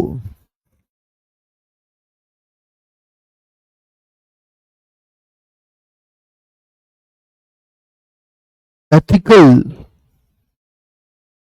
and moral standards. And if judges go against those ethical and moral standards, then removal proceedings can be initiated against them. And then another ground is incapacity. It means judges are unable to carry out their duties due to physical or mental health issue. So if they are unwell, if they are due to their physical and mental health issue, judges are unable to perform their duties, then such the judges can be removed from their position. Remember that judges are being removed from their position by the president upon an address of president to both the houses of parliament. Judges के impeachment rather removal proceeding same session में complete हो जाना चाहिए. ये पूरा का पूरा process should be completed in the same session. So judges are being removed by the president upon an address of both the houses of parliament on these grounds, that is proven misbehavior and incapacity. So,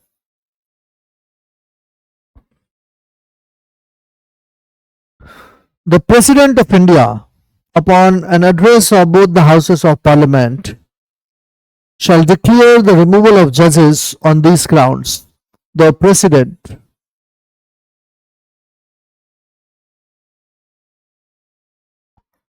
upon an address of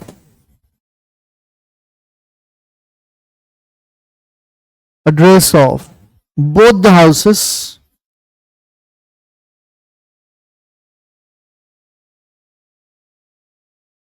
shall declare removal of judges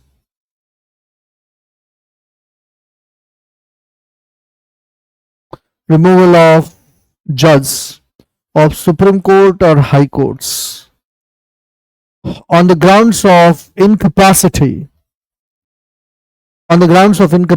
or proven misbehavior. So, President of India, upon an address of both the Houses of Parliament, shall declare removal of a judge of Supreme Court or High Court. And these are the grounds, that is proven misbehavior and incapacity. क्या proceeding होता है जजेस के removal का? Very simple. जजेस के removal का proceeding होता है पहला, 1. So removal of judges, it can be introduced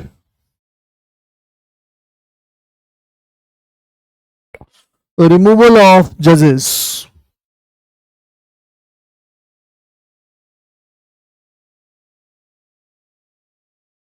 it can be introduced in either House of Parliament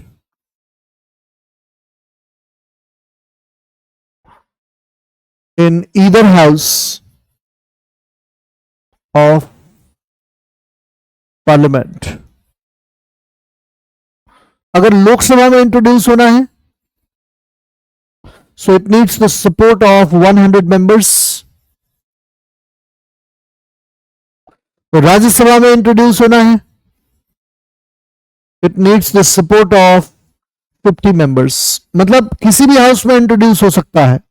अगर लोकसभा में इंट्रोड्यूस होना है तो 100 मेंबर का सपोर्ट चाहिए, राज्यसभा में इंट्रोड्यूस होना है तो 50 मेंबर का सपोर्ट चाहिए. उसके बाद उस हाउस के प्रिसाइडिंग ऑफिसर के सामने, यह ध्यान में रखिएगा, पहला हाउस कोई भी हो सकता है, इट कैन बी लोकसभा और Rajya Sabha. If it is to be introduced in Lok Sabha, it needs the support of 100 members. If it is Rajya Sabha, it needs the support of 50 members. And then it goes to the presiding officer, and then presiding officer of the house, वो house Lok Sabha Rajya Sabha में से कुछ भी हो सकता है. Then presiding officer एक 3 member committee constitute करते हैं to look into the charges. 3 member committee is constituted to investigate the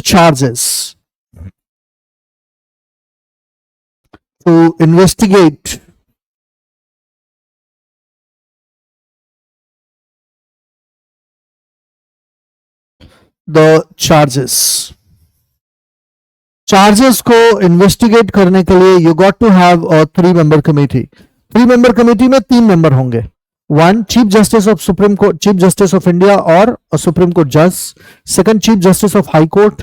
and 3rd an eminent jurist. कौन होते हैं an eminent jurist?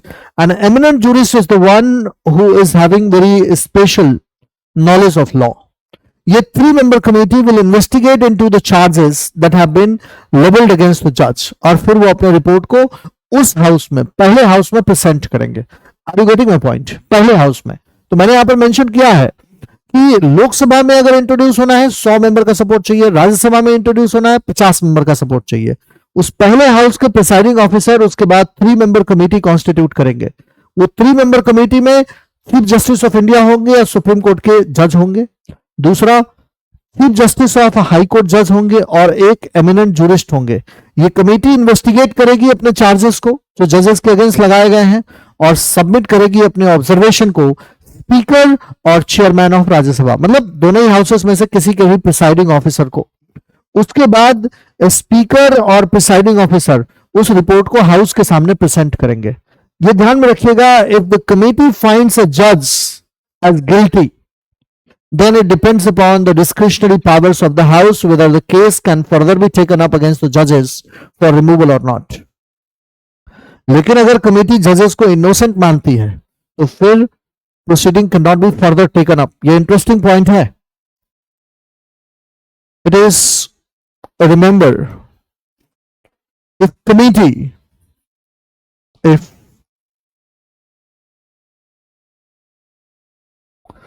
committee finds a judge innocent, then no action can be further taken up. Can be taken up. But if guilty, then it depends on the discretionary powers of the house. It depends on the discretionary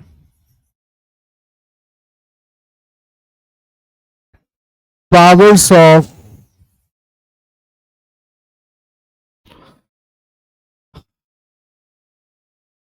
the house. मतलब house may take up the case, house may not take up the case as well. It depends upon the discretionary powers of the house. Then parliament will debate, discuss the motion followed by voting. Voting दोनों house में separately होगा, which requires a special majority. That is, it must be supported by 2/3 members present and voting, and this 2/3 number, it shall be more than half of the total strength of the house. You got this point? This 2/3 number, it shall be more than half of the total strength of the house. If the motion is approved by both the houses, then President of India gives his approval and the judge stands removed on the day the impeachment proceeding has been passed and the president in this regard has announced. So that's about the impeachment proceeding. Remember one more thing, that once the motion is admitted, the Speaker of Lok Sabha or Chairman of Rajya Sabha forms a 3-member committee. These are the 3%. Jurist का मतलब होता है a person having a special knowledge of law. Committee carries out a comprehensive investigation into the allegation और फिर उसके बाद charges frame करती है. कमेटी को अगर लगता है उस इंसान ने गलत किया है तो फिर ये हाउस के ऊपर डिपेंड करता है, उस हाउस के ऊपर, पहले हाउस के ऊपर, whether the matter can be further taken up or not. लेकिन कमेटी को लगता है अगर उस जज ने गलत नहीं किया है then the matter cannot be further taken up. ये जजेस के रिमूवल के कुछ की केसेस हैं. जस्टिस रामास्वामी, जस्टिस सौमित्र सेन 2011 का केस है, जस्टिस एस.के. गांगुली 2015 का केस है, जस्टिस परदीवाला 2015 का केस है, सी.वी. नागार्जुना एंड जस्टिस दीपक मिश्रा 2018 का केस है. So that has been the story about the removal of जजेस सो फार. ये इस साल के पॉइंट ऑफ व्यू से जीएस ऑप्शनल दोनों में इंपॉर्टेंट है और ये सब प्रीलिम्स के पॉइंट ऑफ व्यू से हो सकता है कभी आपसे कोई जज का नाम पूछ ले कि इनके अगेंस्ट रिमूवल प्रोसीडिंग स्टार्ट हुआ था और नहीं हुआ था. और जजेस के रिमूवल का proceeding always remember is a very challenging task. क्यों बहुत ही चैलेंजिंग टास्क है? क्योंकि इस टॉपिक की शुरुआत में मैंने आपसे कहा था the removal proceeding, the resolution needs to be passed in the same session. अब same session में resolution का पास होना is a very difficult task. So resolution seeking removal of the judge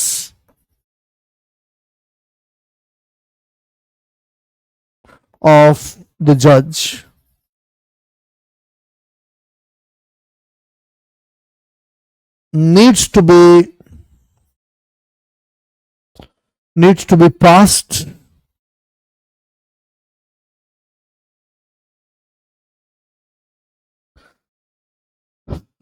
be passed by both the houses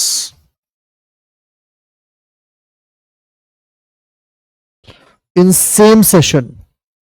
इसीलिए ये बड़ा मुश्किल काम है. सेम सेशन में इन्वेस्टिगेशन भी कंप्लीट करना और सेम सेशन में रेजोल्यूशन को पास दोनों हाउसेस में करवाना is a very difficult task. मुझे नहीं लगता है कि ये इतना आसान काम है. So that is why no judge so far has been removed in India. Now, USA's withdrawal from WHO. Again, a very interesting topic from both general studies point of view and optional point of view. Optional में UN and it's agencies वाले topic के लिए ये important है. General studies में already Covid वाले year में पूछा हुआ था उन्होंने डब्ल्यूएचओ के बारे में, डब्ल्यूएचओ के फंक्शनिंग के बारे में. मेरे ऑप्शनल पीएसआईआर में रेगुलर बेसिस पे ये क्वेश्चन आते हैं. यूनाइटेड नेशंस की किसी एक एजेंसी के बेसिक फंक्शनिंग के बारे में पूछेंगे.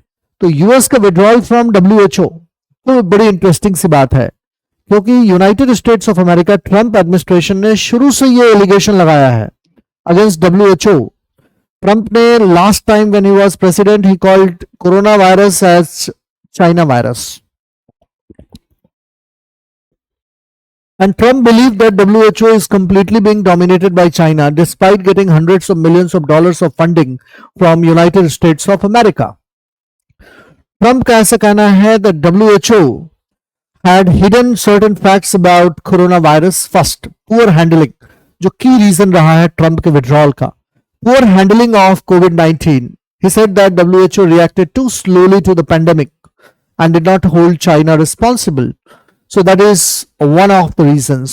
Then he believes that WHO is controlled by China, and that is why the funding given to WHO, $100 to $122 million in fees and about $1.3 billion of extra funding in 2022-23. It means that United States of America funds almost every year $1.5 billion to close to $1 billion to WHO.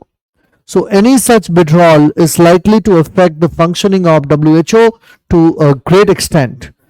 Trump का ऐसा कहना है कि America की funding is very high as compare to countries like China, जो बहुत ही lower funding करते हैं डब्ल्यूएचओ को. हमारे लिए काम की चीज क्या है, डब्ल्यूएचओ का एम क्या है, फंक्शन क्या है? कॉमन सेंस से भी आप आंसर दे सकते हैं. एम डब्ल्यूएचओ का obviously health care access to all, fairness in healthcare services, improve disease prevention and control of disease worldwide, and global readiness to any such health emergency like COVID-19, swine flu, bird flu. अगर कोई भी health emergency होती है तो उसके लिए global readiness, preparedness का काम होता है डब्ल्यूएचओ का. What are the functions? पहला, डब्ल्यूएचओ फंक्शन देता है for global health rules and guidelines. In fact WHO even बच्चों के लिए बताता है कि बच्चों का स्टंटेड ग्रोथ है, बच्चों का ग्रोथ ठीक ठाक है, कैसा ग्रोथ है.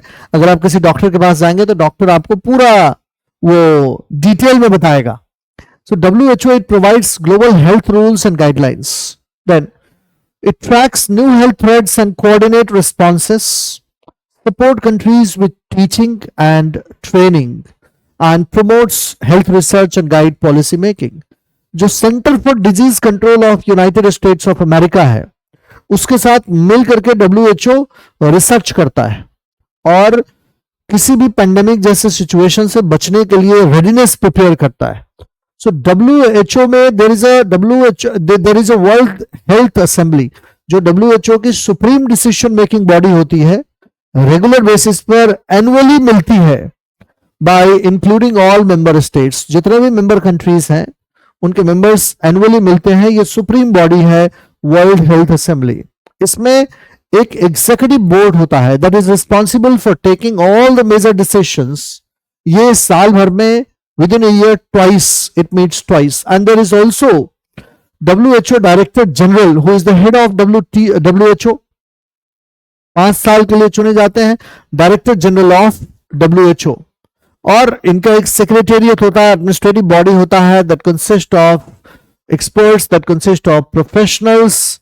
कंट्री ऑफिसर्स होते हैं, स्पेशलाइज्ड प्रोग्राम्स होते हैं जो global health initiative, emergency response क्या होगा, specialised health programmes and then disease specific programme. ये सब कुछ WHO के प्रोग्राम का पार्ट होता है. यूएस के विड्रॉल का सबसे बड़ा इंपैक्ट क्या होगा? यूएस के विड्रॉल का सबसे बड़ा इंपैक्ट होगा, 1, फंडिंग ड्राई हो जाएगी. फंडिंग नहीं मिलेगा WHO को फर्दर रिसर्च करने के लिए, क्योंकि अबाउट 20% ऑफ फंडिंग तो अकेले यूनाइटेड स्टेट्स ऑफ अमेरिका देता है. And ongoing global health programme would be significantly affected. Expertise gap हो जाएगा क्योंकि WHO centre for disease control and prevention के कोलैबोरेशन में काम करता है। तो जो एक वायबिलिटी गैप की तरह से हो जाएगा कि expertise gap United States of America के Center for disease control and prevention के साथ मिलकर WHO रिसर्च करता है, लेकिन प्रॉब्लम यह हो जाएगी कि अब उसको एक्सेस नहीं मिलेगा centre for disease control and prevention का। पैंडेमिक प्रिपेयर्डनेस WHO की कमजोर हो जाएगी, उसमें हमें सिग्निफिकेंट डिसरप्शन देखने को मिलेगा और WHO के पास वैक्सीन डिस्ट्रीब्यूशन के फ्यूअर रिसोर्सेस होंगे। इंक्रीज ग्लोबल इनइक्वालिटी बढ़ जाएगी क्योंकि फंडिंग सोर्सेस कम हो जाएंगे, तो चाइना के ऊपर फर्दर डिपेंडेंस WHO का बढ़ जाएगा। अब तक अमेरिका का कहना था कि सबसे ज्यादा पैसा हम देते हैं लेकिन कंट्रोल चाइना का है, अब तो चाइना के ऊपर डिपेंडेंस बहुत ज्यादा बढ़ जाएगा WHO का। हिंदुस्तान में WHO जो हेल्प करता है in fighting against tuberculosis, malaria, HIV, maternal health issues, उसमें थोड़ी डिफिकल्टी आ जाएगी और WHO का support will significantly reduce. WHO vaccine programme नहीं चला पाएगा और कोलैबोरेटिव रिसर्च नहीं हो पाएगा, यूएस का जो एक्सपर्टीज नहीं मिल पाएगा WHO को। What are the reforms that are needed? पहला reform that are needed for WHO and for all other UN agencies is to make them financially dependent. सबसे बड़ी UN एजेंसीज के साथ चैलेंज यही है कि उनका फाइनेंशियल डिपेंडेंस अमेरिका के ऊपर बहुत ज्यादा है। जितना ज्यादा फाइनेंशियल डिपेंडेंस होगा over United States of America, there challenges would increase very significantly. So they have got very significant dependence upon United States of America. ये उनकी सबसे पहली समस्या है WHO की कि global health cooperation like WHO, groups like WHO, WTO and UN would struggle with money issues. अगर America उसको लीव करता है तो इनको क्या करने की जरूरत है? बेटर फंडिंग सिस्टम चाहिए क्योंकि अमेरिका से 20% फंडिंग मिलती है, WHO को फंडिंग नहीं है, रिसोर्सेस नहीं है। कोई भी UN का ऑर्गेनाइजेशन हो, it suffers from funding issue and it is heavily dependent upon the contribution of member countries. अगर वो फंडिंग ड्राई होती है, it faces a number of challenges. Then there should be fair global decision making body. अभी क्या है that United Nations is completely being dominated by western countries. Even entire secretariat bureaucracy is being dominated by western countries. वहां पर fairness की जरूरत है and countries like India needs to get more representation. Then there should be a stronger rules and penalties for countries that can from leaving such organization. किसी भी country को, ऐसे organisation को छोड़ने में there should be a stronger penalties. So these are the way forward for WTO. These are the reforms that are needed in WTO. पहला, funding की व्यवस्था होनी चाहिए, यूएन के सारे एजेंसी के सामने चैलेंजेस हैं। दूसरा, फेयरनेस होना चाहिए। तीसरा, WHO और किसी भी यूएन के ऑर्गेनाइजेशन के सेक्रेटेरिएट में थर्ड वर्ल्ड का रिप्रेजेंटेशन बढ़ना चाहिए। और चौथा, किसी भी ऑर्गेनाइजेशन में एंट्री और उसके विड्रॉल पर स्ट्रिक्टर पेनल्टीज होनी चाहिए। लेकिन फिर वही बात है, the world is not fair and USA is the super power, so who is going to stop United States of America? So these are theoretical concept कि कोई US के अगेंस्ट एक्शन ले लेगा।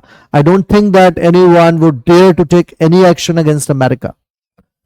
बांग्लादेश और इंडिया का बॉर्डर इशू क्या है, ये न्यूज में क्यों था? Because India had summoned the Bangladeshis acting high commissioner to India over security measures at the border. हमारा बांग्लादेश के साथ बॉर्डर क्यों इंपॉर्टेंट है? हमारा बांग्लादेश के साथ बॉर्डर इसलिए इंपॉर्टेंट है क्योंकि हम सबसे लॉन्गेस्ट बाउंड्री बांग्लादेश के साथ शेयर करते हैं। 4096 kilometre long boundary is being shared by India.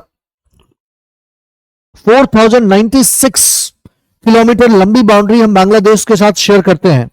इतनी लंबी बाउंड्री हम किसी के साथ शेयर नहीं करते हैं। That's a very interesting fact कि बांग्लादेश के साथ हम 4096 किलोमीटर की बाउंड्री शेयर करते हैं।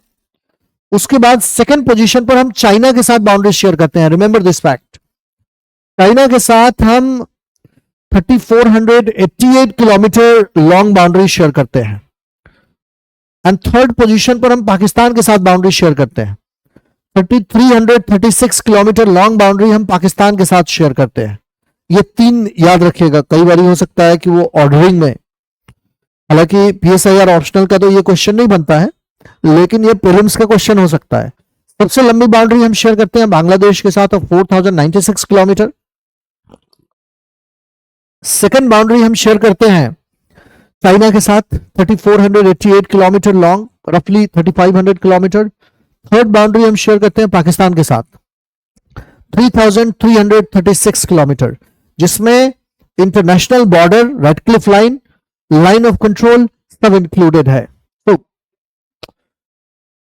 इंटरेस्टिंग पॉइंट है that we share the longest boundary with Bangladesh.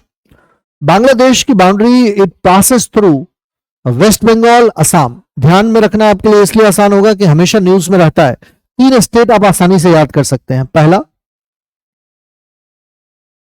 Waste Bengal, दूसरा असम, हमेशा न्यूज में रहता है, और तीसरा त्रिपुरा। ये तीन स्टेट हमेशा न्यूज में रहता है। बाकी के दो स्टेट को याद करने का फॉर्मूला क्या है? असम, बांग्लादेश, असम, वेस्ट बंगाल एंड त्रिपुरा आपको याद रहेगा। ये हमेशा न्यूज में होता है बांग्लादेशी की वजह से। MEMZ फिर आपको याद रहेगा। MEMZ आप भूलेंगे तो यही भूलेंगे, Mizoram and Meghalaya. these are the states, West Bengal, Assam, Tripura, MEMZ, these are the 5 states। Border fencing रफली कंप्लीट हो चुकी है। अब यहां पर एक इश्यू है बॉर्डर फेंसिंग में। 1975 में इंदिरा गांधी और मुजीबुर रहमान के बीच में अग्रीमेंट हुआ था। उस अग्रीमेंट में यह कहा गया कि कोई भी बॉर्डर पर डिफेंसिव वर्क नहीं होगा within 150 yards on both sides of the boundary. मतलब बाउंड्री के दोनों साइड में 150 गज तक within 150 yards no defensive agreement would take place. ये इंदिरा मुजीब अग्रीमेंट का पार्ट था। Indira Mujib agreement.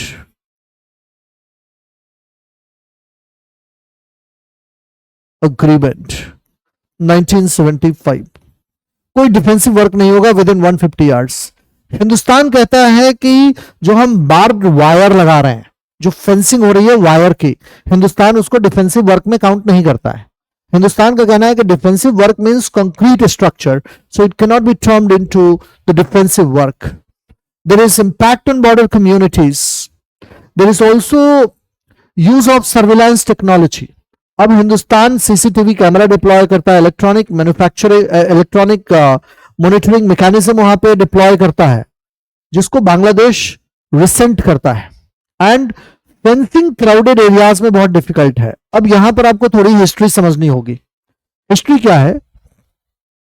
When two boundary commissions were constituted at the time of India's independence, Eastern Boundary Commission and Western Boundary Commission, ध्यान में रखिएगा। Two boundary commissions were constituted at the time of India's independence. India's independence,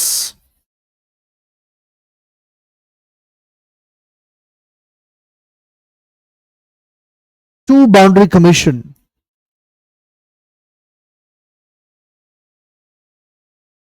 boundary commissions were constituted. Eastern Boundary Commission and Western Boundary Commissions. One, Eastern, दूसरा Western Boundary Commission. Eastern Boundary Commission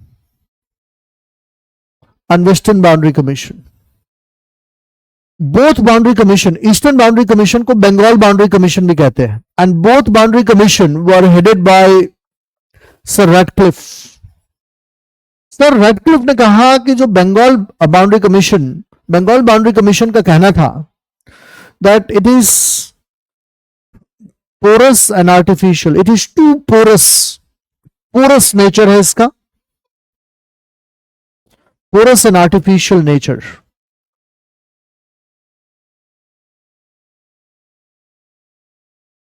It passes through crowded areas as well, and that is why illegal migration, it remains an issue through crowded areas. इसीलिए fencing को लेकर के बांग्लादेश हंगामा करता रहता है. तो जो बाउंड्री का नेचर है ना, it is too porous and artificial. That is further challenge with respect to boundary commission. और इसीलिए इलीगल माइग्रेशन का इश्यू आपको देखने को मिलता है due to porous nature of boundary. illegal migration due to porous nature of boundary. Surveillance technology का इस्तेमाल होता है. बांग्लादेश ये कहता है कि हिंदुस्तान का जो बाउंड्री कमीशन, हिंदुस्तान का जो बाउंड्री की फेंसिंग है, that violets sovereignty of Bangladesh, because India's surveillance measure is a violation of Bangladesh's territorial right. जो सीसीटीवी कैमरास, ड्रोन्स, बाकी सारी चीजें हिंदुस्तान बाउंड्री पर यूज करता है, that is violation of Bangladesh's sovereignty. तो सर रेडक्लिफ उस समय भी बंगाल बाउंड्री कमीशन ने ये कहा था कि यहां पर इलीगल माइग्रेशन की समस्या हमेशा बनी रहेगी. Why? Because of porous and artificial nature of this boundary. ये बड़ा पोरस है बाउंड्री. पोरस मतलब समझ रहे हैं ना, छिद्री बाउंड्री, कि कहीं से भी कोई भी आ सकता है. तो लीगल माइग्रेशन को रोकने का एक ही उपाय है आपके पास कि आप पूरे बॉर्डर को फेंस कर दीजिए. इनफैक्ट फेंसिंग के बाद भी बहुत मुश्किल है. आपको बहुत एक्सटेंसिवली कंट्री के इंटरनल मैकेनिज्म को स्ट्रेंथन करना होगा. पूरा बंगाल, असम, त्रिपुरा, मिजोरम, झारखंड, बिहार का जो सीमांचल वाला एरिया है, it is full of Bangladeshis. Madhav Godbole committee was constituted in India in 2002 on the recommendation of Kargil review committee. उन्होंने ये कहा that there are hundreds of millions of Bangladeshis living illegally in India. There are rather tens of millions of Bangladeshis illegally living in India, जिनका हमारे पास कोई record नहीं है. That's a very unfortunate situation. तो इलीगल माइग्रेशन की वजह से ही हमने जो फेंसिंग किया है. 2015 में इंडिया और बांग्लादेश के बीच में लैंड बाउंड्री एग्रीमेंट हुआ था. उसमें था क्या कि कुछ बांग्लादेश के एरियाज में, मान लिया ये बांग्लादेश है और ये हिंदुस्तान है, तो बांग्लादेश, ये इंडिया है, ये बांग्लादेश है, मान लिया. अब इंडिया में कुछ बांग्लादेश के एरियाज थे, उनको एन्क्लेव बोलते थे. इंडिया में ऐसे 51 एरियाज थे, 111 एरियाज थे बांग्लादेश के. जो ये इंडिया है, ये बांग्लादेश है. तो इंडिया के यहां पर बांग्लादेश में 111 एरियाज थे और बांग्लादेश के यहां पर 51 एरियाज थे. बेसिकली ये विलेजेस थे. तो इसके पीछे की हिस्ट्री है, हमें इतने डिटेल में नहीं जाना है. बेसिकली उस समय के जो किंग और नवाब हुआ करते थे, वो चौसर खेलते थे और जीतने के बाद वो एक दूसरे की टेरिटरी में विलेजेस देते थे. कि मान लिया कि मैं एक जगह का किंग जीत गया, तो उसने दूसरे को, तो नवाब ने उसको अपनी टेरिटरी में कुछ विलेजेस दे दिए. फिर नवाब जीत गया तो किंग ने उसको अपनी टेरिटरी में कुछ विलेजेस दे दिए. और ये बहुत फ्रीक्वेंट फिनोमेना था, जिसकी वजह से हिंदुस्तान की आजादी के बाद भी एन्क्लेव का इशू था. मतलब बेसिकली ये टेरिटरी इंडिया की है और ये टेरिटरी बांग्लादेश की है, लेकिन ऑन पेपर ये बांग्लादेशी एरिया है. ऐसा था एन्क्लेव. समझ रहे हो मेरी बात? टेरिटरी इंडिया की है लेकिन उसके अंदर में कुछ विलेजेस बांग्लादेश के हैं. टेरिटरी बांग्लादेश की है लेकिन उसके अंदर के कुछ विलेजेस इंडिया के हैं. ये हिस्टोरिकल प्रॉब्लम था. 2015 में लैंड बाउंड्री एग्रीमेंट हुआ. इंडिया ने बांग्लादेश, जो हिंदुस्तान के 111 एरियाज थे बांग्लादेश में, 111 ऐसे छोटे छोटे विलेजेस थे और बांग्लादेश के 51 विलेजेस थे हिंदुस्तान में. तो दोनों ने अपने एक दूसरे का क्लेम छोड़ दिया, हिंदुस्तान ने भी और बांग्लादेश ने भी, कि जिससे कंट्री के बीच में एक हार्मनी बनी रहे. सारे लोग वहीं रह गए क्योंकि वो वहीं रहते थे. ऑन पेपर हिंदुस्तान के इन एरियाज में रहने वाले लोग बांग्लादेशी थे, लेकिन वास्तविकता में ये थे तो इंडिया में ही रह रहे थे. तो लैंड बाउंड्री एग्रीमेंट के बाद ये एन्क्लेव का एक्सचेंज हो गया. मतलब बेसिकली ऑन पेपर ये मान लिया गया कि ये इंडियन एरिया है, ये बांग्लादेश एरिया है, जो बॉर्डर इशू को सेटल करने के लिए एक नेसेसरी कॉम्प्रोमाइज था.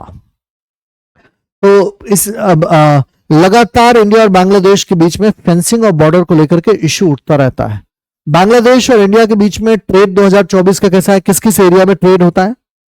टेक्सटाइल गारमेंट्स, बांग्लादेश से इंडिया में एक्सपोर्ट, जूट प्रोडक्ट, कुछ pharmaceutical, seafood, leather food.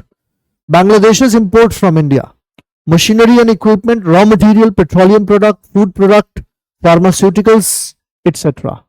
Need for effective border management क्यों है? Need for effective border management इसलिए because we need to ensure our security, we need to strengthen our security mechanism. So security challenge पहला ये है कि हिंदुस्तान की porous boundary, it allows cross border migration. हमारे porous boundary की वजह से क्रॉस बॉर्डर माइग्रेशन को ये अलाउ करता है. हमारे सामने एक पहली समस्या है जो मैंने आपसे कहा कि ईस्टर्न बाउंड्री कमीशन, जिसको बंगाल बाउंड्री कमीशन कहते हैं, उसने भी कहा था कि पोरस बाउंड्री दोनों देशों के बीच में फ्यूचर में भी समस्या क्रिएट करेगी. तो पहला तो इलीगल माइग्रेशन होता है, स्मगलिंग की समस्या है, मिलिटेंट ग्रुप इस्तेमाल करते हैं बांग्लादेशी टेरिटरी का against India. So these are the problems जो हिंदुस्तान की लिए नेशनल सिक्योरिटी क्रिएट करता है, नेशनल सिक्योरिटी चैलेंजेस क्रिएट करता है.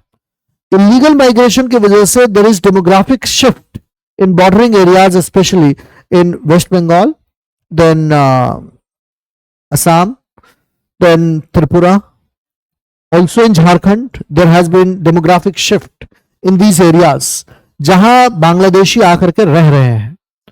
Then there is also a smuggling and criminal activities that is going on across the border.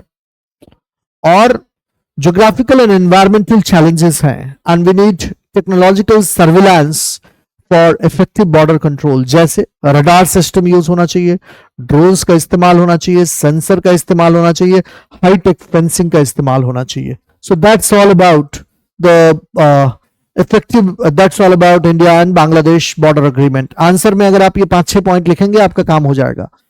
So why do we need effective border management? There is a security challenge, national security को लेकर इस porous और artificial boundary की वजह से militants use करते हैं इसको, जो इंडिया के नॉर्थ ईस्टर्न स्टेट्स के हैं. Then illegal crossing of boundary होती है, इलीगल स्मगलिंग होती है, क्रिमिनल एक्टिविटीज होती है. उसके बाद border का management हमारे लिए becomes very difficult. So we got to do something about it. We need to use technology to prevent illegal migration, smuggling and criminal activities. So drones का extensive use हो सकता है, sensors का extensive use हो सकता है, CCTV cameras का extensive use हो सकता है. तो a lot of work has already been done, but it is very unfortunate that tens of millions of Bangladeshis are still living in India. So that's all about the current affairs of this month. ध्यान में रखिएगा, हर महीने में 5 से 7 topic लूंगा. कुछ topic हो सकता है कि इस महीने में हो, लास्ट मंथ में हो, जो मैं अभी नहीं ले पाया हूं उसको नेक्स्ट मंथ में लूंगा. ये लिमिटेड नहीं रहेगा तो 5 to 7 टॉपिक्स. कई बार हो सकता है वीडियो में थोड़ा लंबा बना दूं, 3 घंटे का. कोशिश रहेगी मेरी कि वीडियो में 2 घंटे के अंदर में ही बनाऊं. So that's all about current affairs issue. I hope you enjoyed this session and I hope you found this entire session very beneficial to you. ध्यान में रखिएगा, ये पूरा का पूरा session is important not only for PSIR optional student. These sessions are important also for general studies student, जहां पर मैं इंडियन पॉलिटी के करंट अफेयर्स, फॉरेन पॉलिसी के करंट अफेयर्स, इंस्टीट्यूशंस के करंट अफेयर्स कवर करूंगा. So that's all about this session. Thank you.